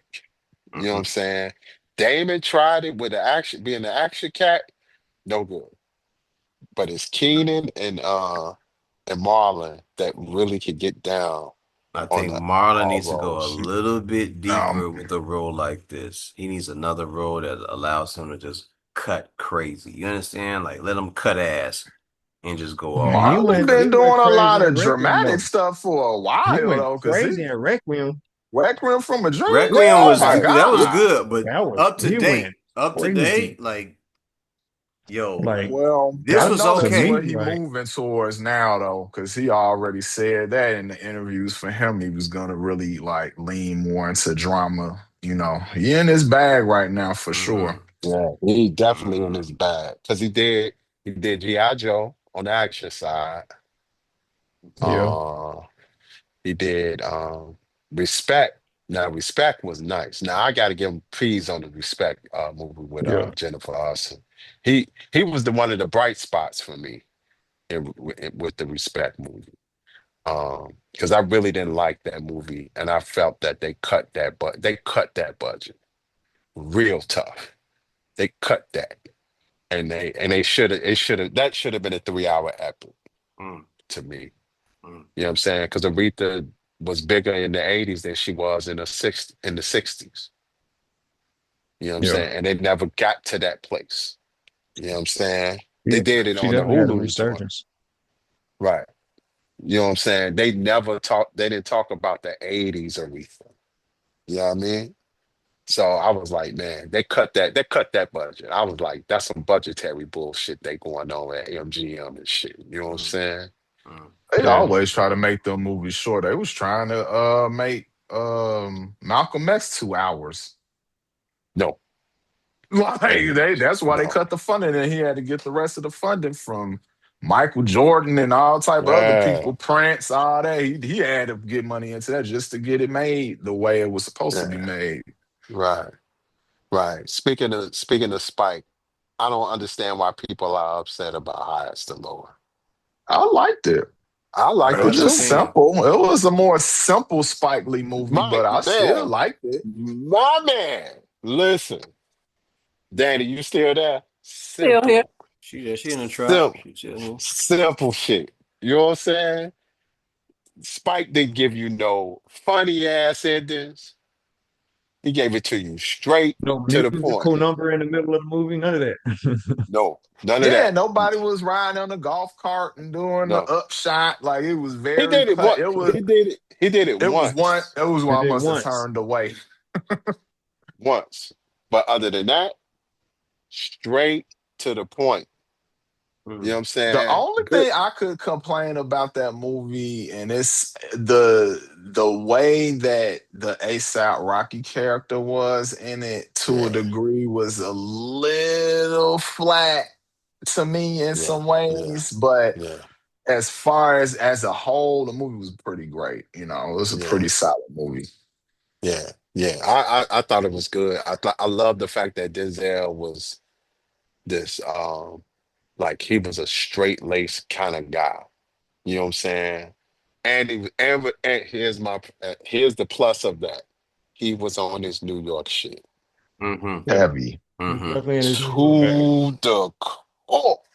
Straight Brooklyn. Yeah, New when he no no did no the no little no no rap no no part, no. Right. He was straight Brooklyn, Mount Vernon, but his character was a BX nigga. Mm. Yeah. You Yeah. know what I'm saying? But he was in his Mount Vernon bag to the fucking fullest. The walk, the talk, the feel, everything. Mount Mm-hmm. Vernon, NYC to the core. And that for me. Now I'm gonna be honest. If they did, if the Oscar Academy, they need to give Denzel a Best Actor just for that They're because gonna it double. They're gonna because double. I mean because it was straight. It was cool. It wasn't this. It I wasn't just this. It like wasn't over the top. It went over the yeah, top. It but when was you think right about there. his other roles that he did get nominated for and also won for, I don't know if that role have the gravity of those though. Like it still was a good role for sure, but the training day one, He was a bad. Glory. Hold on. He was a bad guy in fucking Training Day, and he was an anti-hero in Glory. Hmm. You know what I'm saying? Now I'm gonna give Training Day mad peace because Training Day he was out of his element. You know what I'm What's saying? the name of the last movie he was in? You It's a talking That's the about sequel. Gladiator joint. The The Gladiator joint. Gladiator 2. Gladiator? I didn't even Yeah. see that. It was I Oh, saw okay. it. It was okay. Was it His good? acting in that was actually peak. It was I Well, just I okay. think know his that acting is always good. I just heard so many I bad just think reviews that of the movie as a whole. I mean I look at it like this because I watch probably too many movies at this stage. I've seen thousands and thousands. I sit up and watch movies and sometimes I forget I even watched that shit. right, right, I right. think that Denzel is one of those actors where no matter what he's in, he's gonna Nailed the lift it. role. He's gonna lift it. No Mm-hmm. matter how shitty the film is, he's gonna lift it. Uh, I think that he could have easily gotten a trophy for Gladiator. The Mm-hmm. way he portrayed that character, Yeah, he was out of his um, element. yeah, The only issue I had with Gladiator, no accent. The fuck. That's the one. Yep. That was it. Yeah. You in Rome. Where that accent at, bro? That's why the Yeah. guy that was doing the comedian, whatever, he said, you ever notice Denzel doesn't really play the role. He plays himself in the role. That's it. Fact. Like he never adopts to whatever it is. He just does himself in that role. Yep. The only time he did an accent was Cry Freedom. Mm.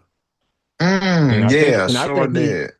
and I think he voiced his concern about that in the interview. He talked about that accent that he had to put on. And he didn't appreciate the work because he had to maintain that accent. Yeah. Everything else is there. This is He doing Denzel. this thing. You want me? And he goes into his whole thing and everything. You sit there like, yo, Yeah. he just being himself. It's not like he's adopting to the role. Like Gladiator's supposed to be about the Roman times, and we don't hear shit about a Roman Denzel. Like we don't even know what that sound like.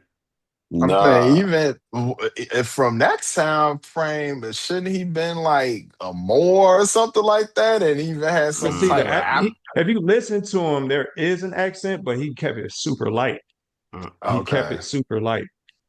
So instead Yeah. of it being pronounced in Middle Eastern, he kept it super light. Mhm. All right, getting back to Just watch it. Danielle. Danielle, because we got to make sure we shine a light on her. Name your top 5 producers that you would like to work with, dead or alive, Let's if you go. could work with them. That alive. I like that. Please do not include this guy. Please don't include him. That's too easy. I would love to work again with the legendary Traxter. Hmm. Oh, yo. Um, Top 10 album of the year, too, by the way. Lamb. see, do I get to pick college dropout Kanye? That's on you. As long as you Uh, don't pick I this guy right here on the screen, you good. would certainly pick Kanye, college dropout Kanye. Um, it's a tough one. No ID? I Now, was just hey, no that help, man. sir. Sir, you are I'm just violating. saying. I'm You are sorry. No, violating. that's actually where I was going. Like, I'm like, that definitely had to go with no ID. Was she really? I Hmm. was. Yeah. I Hell yeah. to save them for last though. Two more, and I can't pick JDI. Mm-mm. That's easy. That's And like having Alchemist on my podcast. Like, Alchemist. uh, Mustard Okay. for sure. Hmm. Bananas. What a year. I gotta. I feel like it's not fair for me to not put JDI on the list because All right. that's like Wah, wah, Yes. it's the reason that I'm wah. here. It's the reason that I'm here. Okay, I all mean, if I right. Yeah. had to pick a random offshoot, I would certainly love something that's not so traditional. Something very like highly musically inclined that nobody would expect. Like DJ Quick, I don't know if I would go with Quick. Dr. Quick as Dre, that. I don't know if I would go with Dre. Manny We're talking Fresh, Pete. No Pete P Rock. Rock, DJ Pr. Nah, No Preem? No maybe Preem? I would have to. I would really have to like that fifth one. I would really have to. I'll owe you my fifth one when you come back and critique what you heard. How about that? Project is Oh. terrible. Production What'd you say? What'd sucks. you say? I What'd you didn't say say? anything. That's what Uh, I thought. okay. Mm, But I'm gonna say this. Premier, right? mm, Rock Yeah, Marciano. that's. I mean, again, something a little more non-traditional for me though. okay. Okay. That Preem Rock Marciano. I'm gonna have to put that on my worst list. Oh, On your worst? Man, I might have to. Ooh. Oh. Ooh, Wait. dang. Explain that's a take. yourself, That's Jeff. a take. Explain yourself. It ain't the Preem I'm looking for. Mm. He gotta evolve too, though. He been doing them same scratch type beats for a minute, trying to get up out of his comfort zone too. Yeah, he did. He got it. He did get out of his comfort zone because it's the live joints on there. But I want that sound, man. Mm. I want that sound. Like, I'm daily operation, preem. Oh man. You hear me, That's man? not even fair because he was in such a pocket for Woo! like the nine from like 89 to like Works of works of 2005. It was just work like works of like you And upside the see, works head. of also Mark. that That's era was that when era, he had his own niche. He had his own niche man. back Hmm. then. There was nobody in that pocket doing it like that. So Nobody. he had Uh, a niche. Right. Works of shoot. Mark Preem was a Oh problem. my God. Nas is like Preem. Ugh. Yeah. Works of Mark, nigga. Let me ask That's you this that. Go real ahead. quick, Danielle. Let me ask you this as far as producers. Because I know you were saying you want somebody like all like not as traditional. What about K Tronada? Well, they're That's too different. not that's not too different. I think that's a possibility.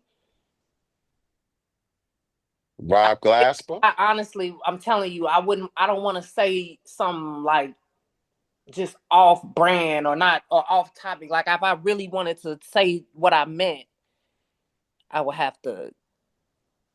Marinate on it for a Yeah, minute. yeah.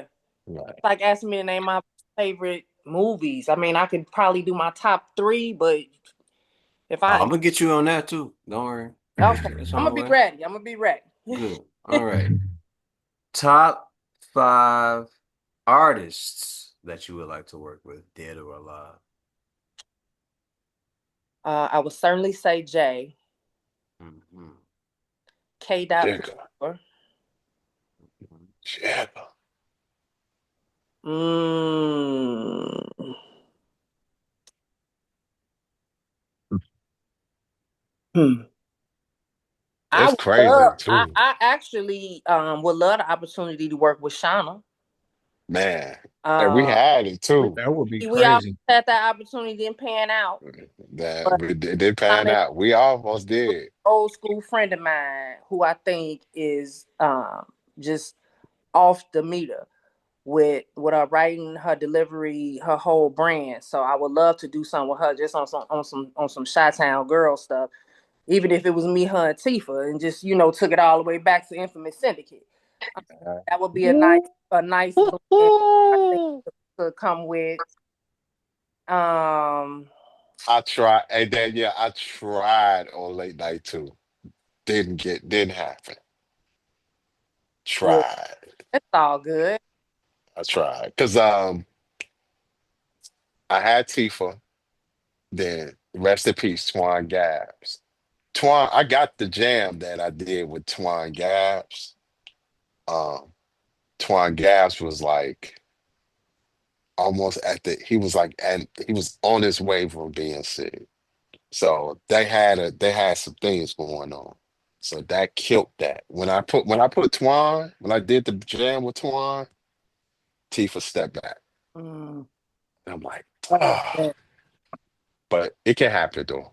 yeah, It can yeah. happen. That would be dope for me. Again, oh, like college dropout Kanye, and because again we shared similar space back in that time when Kanye was the Kanye movement that we all really embraced. Um, who else? I got a lot of respect and would love to work with Tip. Is off the chain to me. Which tip? You gotta explain. Q-tip? TIP, I Okay. probably would go with Dime Trap Tip. Okay. All right. Nitty gritty for the city. Yeah. Okay. And just because I think that album had a whole bunch of soul, his track with Fab, again, lyrically to me, T.I. brings a sense of self, a value of self. Like he's very much who he is. Almost kind of like how you just talked about Denzel. Like he's gonna bring himself and you gonna know it's him and it's gonna be very genuine and the lyrics gonna be there. So yeah, I feel like it's certainly more male heavy than female outside of Okay. Shauna. You got one more, right? That's not five. Is it? It's four. That's four. Ideally, I would love honestly to do some work with either this is going gospel on you, but I think Pastor Mike is dope.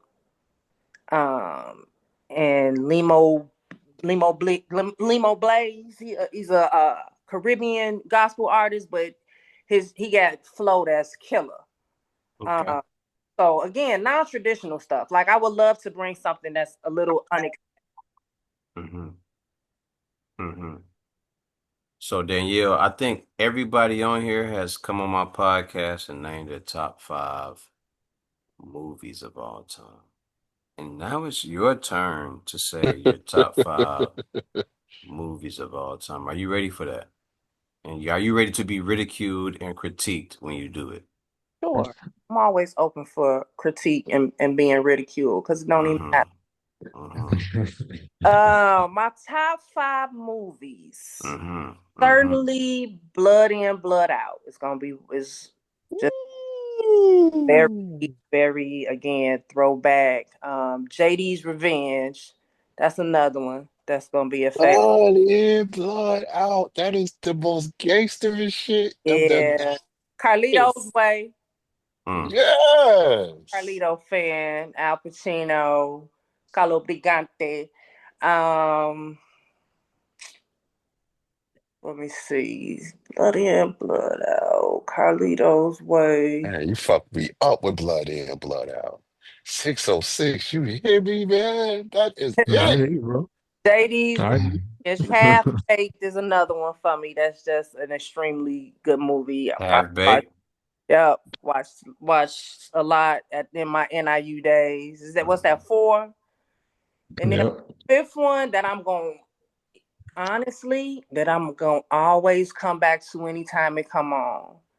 It's actually the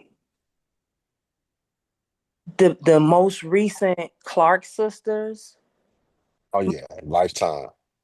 That movie, the music, the message, the motherhood, Yeah, um, yeah, lifetime. That's one of the best Lifetime movies ever. yeah. And that I ain't watching that. I am not watching Lifetime, but that was That movie, it just gave me so much respect again for the way they valued their craft. Mm-hmm. Mm-hmm. Mm-hmm. The yeah, way that anytime you can hear the initial beat drop a Clark sister song. And I Mm-hmm. don't care Yeah. what denomination you grew up in, praising with your family, you don't know Gonna a get Clark. up. yeah, It's gone when you in that moment of sorrow and trial. That's gonna be one of the first, to me, one of the first gospel songs that's gonna come to your mind is something yeah, in that line. So yeah. again, I always want to incorporate something that truly speaks to the value of who I am as a woman, as a Hey, you just Yeah, made you brought the Sunshine song pop up in my head. My yeah, mom used yeah, to play that yeah. song every Sunday. yeah, yeah, And get Twinkie, us ready for church. yeah. right. Escape doing is my My living in vain. Yeah, making a Yeah. whole career off of their ability to mimic that sound. The fact that that was the birth of three-part harmony. Mm. Yeah. yeah, That is significant to me that they were able to come and make that mark and it still stands true to this day. That's true value to me. That's classic, right? Classic and Yeah, time. yeah. absolutely. Man, listen. Um, People don't give enough respect and honor to Twinkie Clark. Man, Man. Twinkie pen arrangement game, unfucking matched. man, amazing, amazing. Like, Maddie, to Right, come up. right, Maddie. Yeah, Nobody had Maddie. heard 3-part harmony before she put it together in her head and then put it on her girls. Like, bring this to life. Mm. That is the true, to me. That's the artistry of it. Yeah, Yeah. yeah, yeah. And I was like, man, after watching that movie, I was like, nah, ain't nobody coming close to that. Yeah, On the group Facts. side, nah. legend. Clark, Clark sisters got it. Mm. You know what I'm saying? Like, and the biopic it can stand. You know what I'm saying? Okay. Okay. Yeah, I'm gonna watch it every time it's on. I'm gonna watch it every time. Yeah, it can stand. You All know what I right. So when mean? this project drops, are we doing a tour? Or will we be doing a promo for radio, or what's going to happen with this project when it drops? And what message do you want to Well, send to the people when they hear it? well, we doing some listening events. We just did the DJs. Hmm. Our next one is gonna be all women, and then we'll do the listening, and then we're gonna do an album. I'm planning on an album release. Hmm. Um, me and Danielle can co-sign this. One, maybe the next two we're gonna have like a therapist on them, especially with the black women. Really? I'm looking.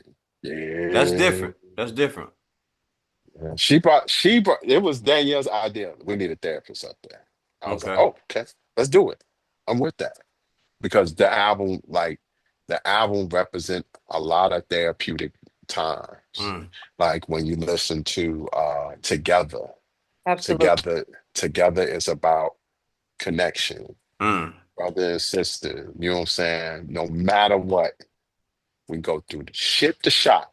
Hmm. You know what I'm saying? And it was crazy was that was one of the first records we made when I first started working the project. But the thing that was so crazy is that song for Danielle especially worked out. And there was some things she was going through that that song played it was like a life-changing played out record. Okay. You know what I'm saying? And then we got, like I said, with Better and that with Better in Paradise, you know what I'm saying? That record is like it's gonna hit people. You Yeah. know what I'm saying? Living for sure. Yeah, keep living too. We're dealing with, that's like her letter to her daughter, Mm. and talking to young women, like man, like, this is where you're going, and I got you. You know what I'm saying? We're not trying to, we're not trying to be in this young. I'm older than you. I'm better than you. No, we're gonna make sure we got you. You know what I'm Yeah. saying? I'm gonna give you some game and I'm gonna get out your way. What's up? Hmm. That's what I do. I gang you up and What? I get out your way. Go Straight up. All the young men ahead. and women, I game them up. Look, this is what you're Yeah, missing right here. So I'm Hmm. gonna give it yeah, to you. You do yeah, what you want to do with it, but I'm gonna get out yeah. your way once I give it to you. Absolutely. That's it. Hmm. That's it.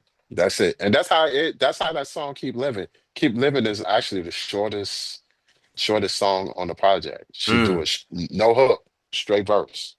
Yeah. And The, then the at the the older crowd used to say that. The seasoned folks used to say, "Hey, you think?" Well, they used to say something. You worried about you talking about me being 60 years old? Well, keep living, Keep keep on living. living. yeah, Yeah, keep on And yeah, living. Wait till you get this age. that was my grandmother's Hmm. line Yeah, all the yeah, time. all the time.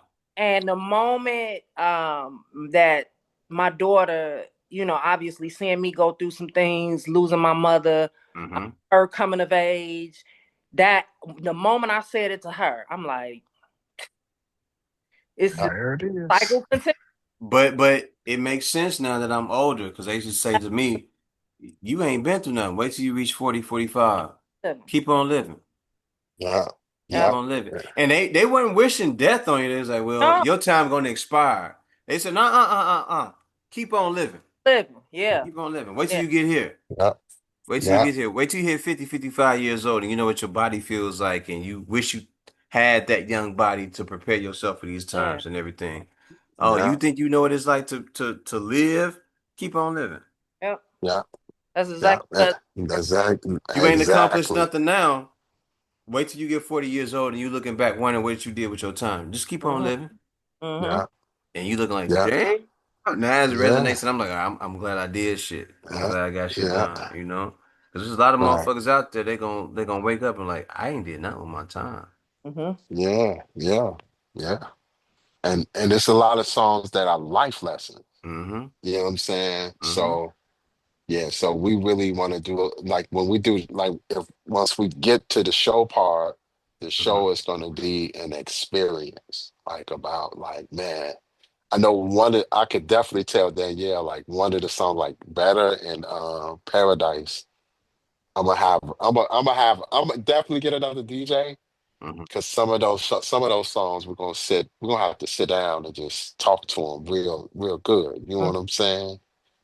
You know, real intimate. Mm-hmm. Especially we're dealing with Paradise. Yeah. Paradise is intimate. Mm-hmm. You know what I'm saying? You know, Yeah. it's intimacy. Yeah. When do you all plan on dropping the project? Ah, November. she said November. I said October 31st. Good. I'll be back. You all will be back on here. I'll be doing a review We very it- soon. we it's in between that time. We've been like Mm-hmm. tug of war. I'm like, man, That's okay. Halloween, I think that like, Halloween. for me that I would love to see the music show up is in some indie films. Mm-hmm. Yeah, You yeah, know, doing more along that line. Mm-hmm. Putting some yeah, music again, some non-traditional places from what that grassroots effort typically looks like.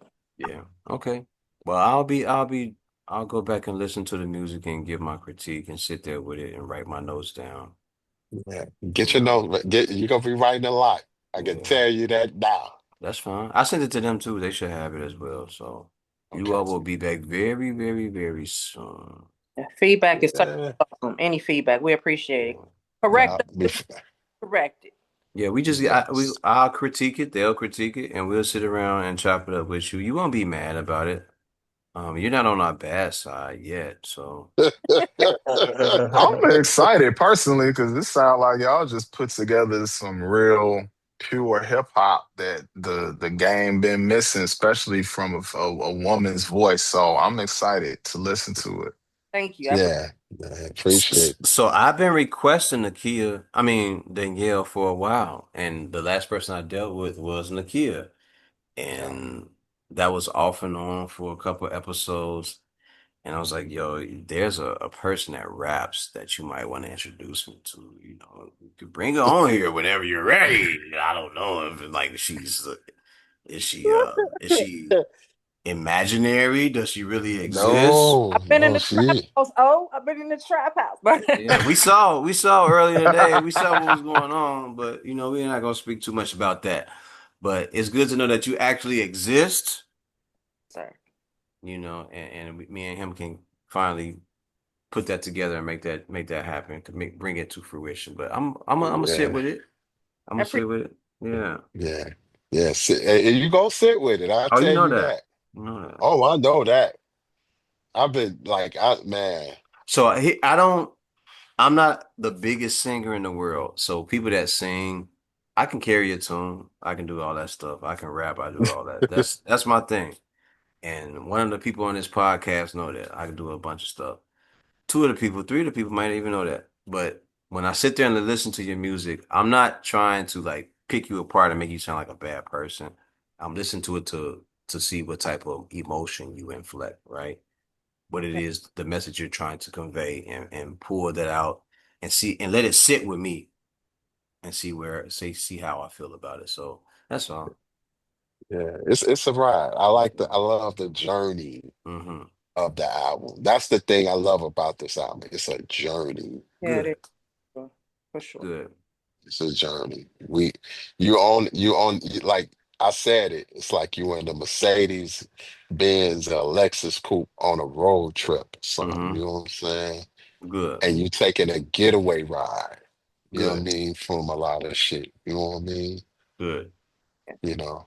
That's Yeah. all. I want to be able to listen to the music and know that I know you through the music, right? The same Yeah. way people say, man, Reasonable Doubt on Volume 1, man, I feel like I know Jay-Z. Mm-hmm. right? Yeah, Like yeah. I know Jay. Um, and certain Ice Cube. I know Ice Cube from this album right here, or I know Snoop Dogg from his very first album, or Outkast. I know Outkast from their first, second, and third album. Like I want to be able to say, oh, I know who she is, you know, and I can see her growth. It's gonna go up. It's not just gonna be. It's not gonna plateau and then just dip off. You know, she's gonna grow and continue to get better. So that's all. That's it. I think that's an element in music. Follow For up. a lot of people, that's an experience, man. Most people aren't having those experiences. They're just listening and catching a vibe, but they're not really experiencing the art. And it's important to have that experience, man. Mm-hmm. Especially now in the digital age, because we're not really getting liner notes and stuff like that like we used to have, and being able to read them and flip through the booklet while we listen to the music. So it's got to have some sort of experience attached to it. Mm-hmm. Agreed. Yeah, Agreed. Yeah. Any other yeah, questions, ladies, gentlemen? Does anybody have any questions yeah. I before got we get one the money? question. Go ahead. What's up? Jeff, when you gonna work with Ange 13, man? Ooh, Woo! ooh, Actually, late night three, I'm looking at doing lyricist. I just haven't crafted the beat yet. Yeah, that's my sis, man. Man, Yeah, We go. I tried to get Ange on this album. yeah, you She sure she did. she That, she a that, hard oh, we ass, got man, because she's tough. She's tough when it comes to like beat selection and stuff like that. I sent through a beat back in July, and she's like, "Come on, bro, you gotta go harder. You gotta go harder." And they just put a Ooh, fire up under me, bro. I was like, "God Yeah, damn, why you do me like that?" But I yeah, respect it. yeah. I respect it because the first time we worked together, and I made a beat on the spot, and she hopped on it and she killed it. You know what I'm saying? So I know where her mind is at. She wants something that's gonna really challenge her, you know what I'm saying, her pen, Yeah. you know, no matter what the Sound subject like she matter. trying to challenge you as well, which is Yeah, absolutely. good for an and that's what she artist. does. Absolutely. And that's what she does. That's what she Yeah. does. yeah. Yeah, Six she'll ain't gonna push you. six She's not like gonna that. just He ain't gonna get upset about it. He gonna be all right, cool. I mean, no. I'm like, yeah. all right, bet. Yeah. I got you. I'm like, give me a minute, Yeah. you know? Yeah. Mm-hmm.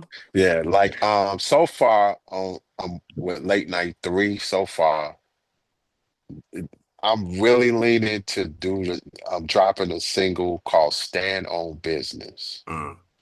It's with Sam I Am, Vice, and Vic Spencer. Okay. Hmm. Oh, Sam, that's the dude. I know him. Yeah. Yeah. Strong conscious rap. You know what I'm saying? If you miss Public Enemy, this is the record. Mm. You know what I'm saying? And you when you hear it, you'll understand everything is intentional. So that I did that so far for late night. I got a record with Crystal June that is done. Um, I got a new rapper named Tonio called The Best, and I did a record with Broadway Streets, DJ Broadway Streets, called Fun Time, One Time for the Fun Time. And then me and Danielle working on Paradise the remix for late night though. Okay. So Okay. Yo, so great. So far, so great. Good. And if we Good. could slide Ange 13 in, Yeah, we'll work that. We'll work that in. You know what I'm saying? That's well, I'm that's gonna throw no without a more. I'm not gonna ask question. about any other MCs right now. She was just one of the main ones I was like curious about because I know how meticulous she is, and I can hear her over your production. Yeah. Yeah, Yeah. we've been talking and they working on lyricists. So I'm like, I sent her, I sent them a package, but I also said I want them on late night. And I want Anna to rap. I mm, want her to be on the appearance. I want her to rap. And then we do like I am gonna me and her go do some engineering together because that's what we did on late night. I want to keep that flavor. Mm-hmm. Because Right. when we both in the engineering room, Anna shines like a motherfucker when it comes to engineering. You know what I'm saying? She brings like I hate engineering, mixing and mastering and shit. I hate that shit. I'm not into that. Right. But one thing, Anaya made me love it because we in the room, we picking our brains, You know, we take things in, take things out, make this work, make that work, pull out the files, the stamps and stuff. You know what I'm saying? And we really does like she really made me love it. You know what I'm saying? And I like that, and Danielle, I got a I'm question telling. for you. Oh, keep going, keep going, keep going. My fault, Jeff. Yeah, six. I do not like that mixing and mastering shit. You know what I'm saying? Man, Can't stand it. Can't stand it. But if it's fun, like she really made it fun for me. You know what I'm Mm. saying? Made it fun, you know. it's it's not my favorite part of the process in Me terms either. because it actually takes me out of the creative side of it and in post production. Because you got to worry Right. about the sound and how everything comes together in the project Yeah. instead of enjoying the project for what it is, right? Hmm. Exactly. Because And I now you're it's like standing there with a mixing bowl and you're just mixing all the ingredients, just standing there doing this uh Yeah. and the until it's cra the right consistency. and the crazy thing with this project, y'all, is that I worked we did half of it with a nine, but with 90%, I say 80 some percent of the album, we worked with a younger cat. Um, Shout out to my man Chris. He Yes. is DJ Nonstop's brother. I mean, not brother, son. Make that clear. DJ Nonstop's son. Shout out to DJ Nonstop. Yeah. Um, Listen, that young brother is going places. And Mm. here's the kicker. He mixed that album way quicker and mastered it way quicker. But the thing with him was, you know, like he was really meticulous Mm. as far as like, at first we had a whole like how many mixes we had, Danielle, of this album? It's been a Like lot. four, like five? I would have said more than that.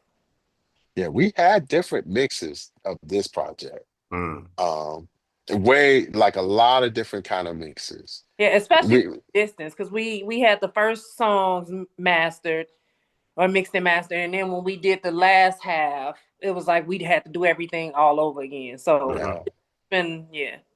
we had did way a lot of different mixes, masters, and I love it because we did a listening party real early, but it Mhm. was strictly friends, like our friends at school. You know what I'm saying? Everybody Gotcha. in the room was like friends. It was crazy because Danielle's husband was there. And the dude that introduced me to her was there, all in one room. And that was so surreal. Gotcha. You know what I'm saying? But when they heard the album, they told us to take some things out. We redid it, added some things, different things like that. You know what I'm saying? So, Danielle, if I told you to recite one of your favorite rappers' best 16, would you be able to do it? Hmm. Yeah, I'm sure I could either spit a big 16, a J 16. I definitely could spit a 16 from the Carter, from Lil Wayne. I could spit a Kim 16. Pick one and let me hear it. I'm not rapping on here. You ain't even listened to my music yet. I didn't. That's why we choose Man, I I that's was why we about to. choosing another rapper. want you to hear me rapping my music. I do want to hear you rap your music, Yeah, but I haven't listened to yours. I respect that. I respect that. Because most people would I say, respect that. I love this rapper, I love that rapper, I love this rapper, I love that rapper, and they don't know any of their 16s ever. No, I could. I mean, I wouldn't say what I couldn't do, but Most people do. so I also don't feel like this. That's a talent show effort for me. If we, you Now, I'm know, gonna keep it a whole bean. I like a lot of rappers. I can't even quote you, but a handful of bars from each one of the ones I love because I I be can on I my can own spit a shit. 16. We already know that. I can spit a 16 from who I like, but we don't have to, yeah, yeah. I mean, I think that comes with just the fandom side of it. right. Yeah. Mm-hmm. But don't worry, you'll be back. Well, I'm gonna hold you to that. I'll hold you to that. Mm-hmm. Yeah, yeah, Mark that down. Mark that down in your playbook. yeah. All right. So we done. Ladies and gentlemen, Danielle Lusby, please give out your info and any projects or anything that you have coming up. We certainly will be dropping Supreme Excellence. We Mm-hmm. shooting for October 31st, a Halloween drop date. So fingers crossed on that. Prayers up. You can follow me at Danny underscore locks 2. And definitely Jay the Illest, Jeff the Illest, JDI on all his multiple platforms. If you can't Yeah, find me with him, look for us on all your streaming platforms. If you uh, search Jeff the Illest, and that moment you hit AND, Danielle will be coming up right behind that. So, like I said, if you can't find me specifically, you can always find me with him. yeah, Jeff the yeah. Illis, you are next up. List your name, your plugs, your social networks, anything else that you got coming up, sir. Jeff the Illest everywhere.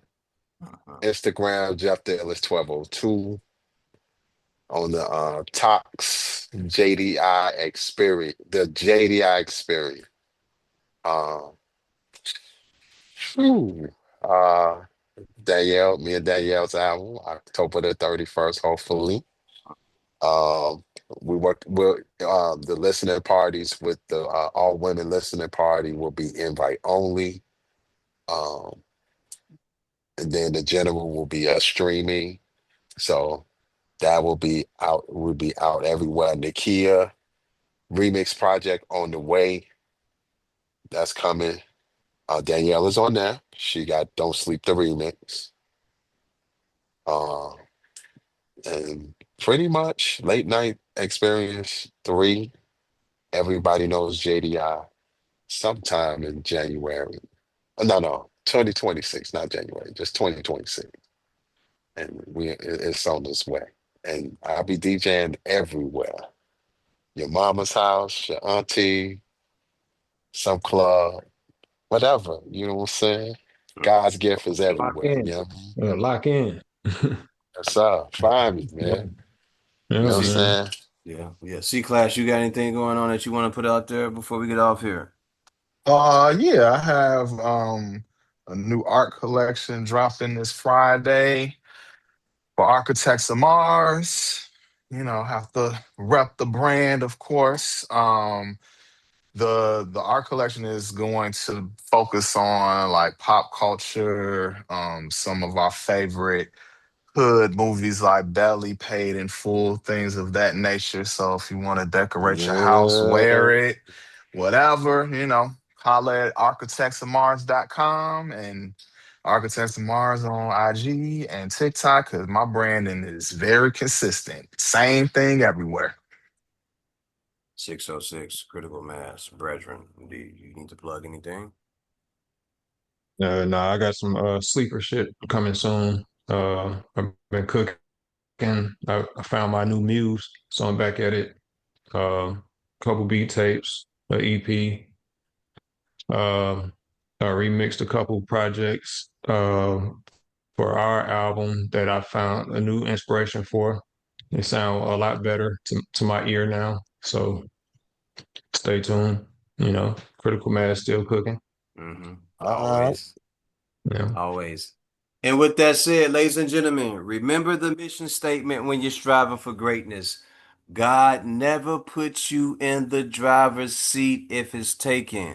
I want to thank my guest, Danielle Lusby, and the DJ, Jeff the Illis. Ladies and gentlemen, we are done here. Have a good day, Dude, afternoon, or this is a evening. very dope episode.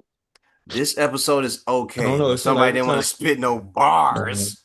They want to spit no bars in this motherfucker. You know what I'm saying? But they gonna be back. They gonna get be Yeah, back. I'm yeah. about to go remember every Jay-Z line, every Lil Wayne line. Man, I swear to God, if you miss one Hey, stanza, when you said Jeff was gonna be on here, I'm like, oh, we get to nerd out. yeah, All we get right, to cool. nerd out. Yeah, we gonna nerd out. Yeah, yo, anytime he on For here, we get real, to say man. whatever and talk about music however we want because we are knowledgeable and we get to Yeah. say whatever it Hey, the is that we last want to say. time we got cooking though. Oh The last man, time we cooked. Ooh, Yo, Man, yo, look, I got the it's so always I a pleasure, brother. It's yes. always a Yes, pleasure. So sir. Yes, somebody hit me sir. up. They was like, "What you mean Drake is a pussy ass nigga?" Months later, Kendrick Lamar jumps down his throat, and we was like, "That's what he meant, fam. That was it right there. That's Like you it. Hey, missed it." he Pussy. almost predicted it. Yeah, no, if we was all on point. We knew what was coming with that one, but we Yeah. ain't gonna get into that because that'll start a whole nother conversation. I'm gonna say it one more time, ladies and gentlemen. Remember the mission statement when you're striving for greatness. God never puts you in the driver's seat if it's taken. We are done here.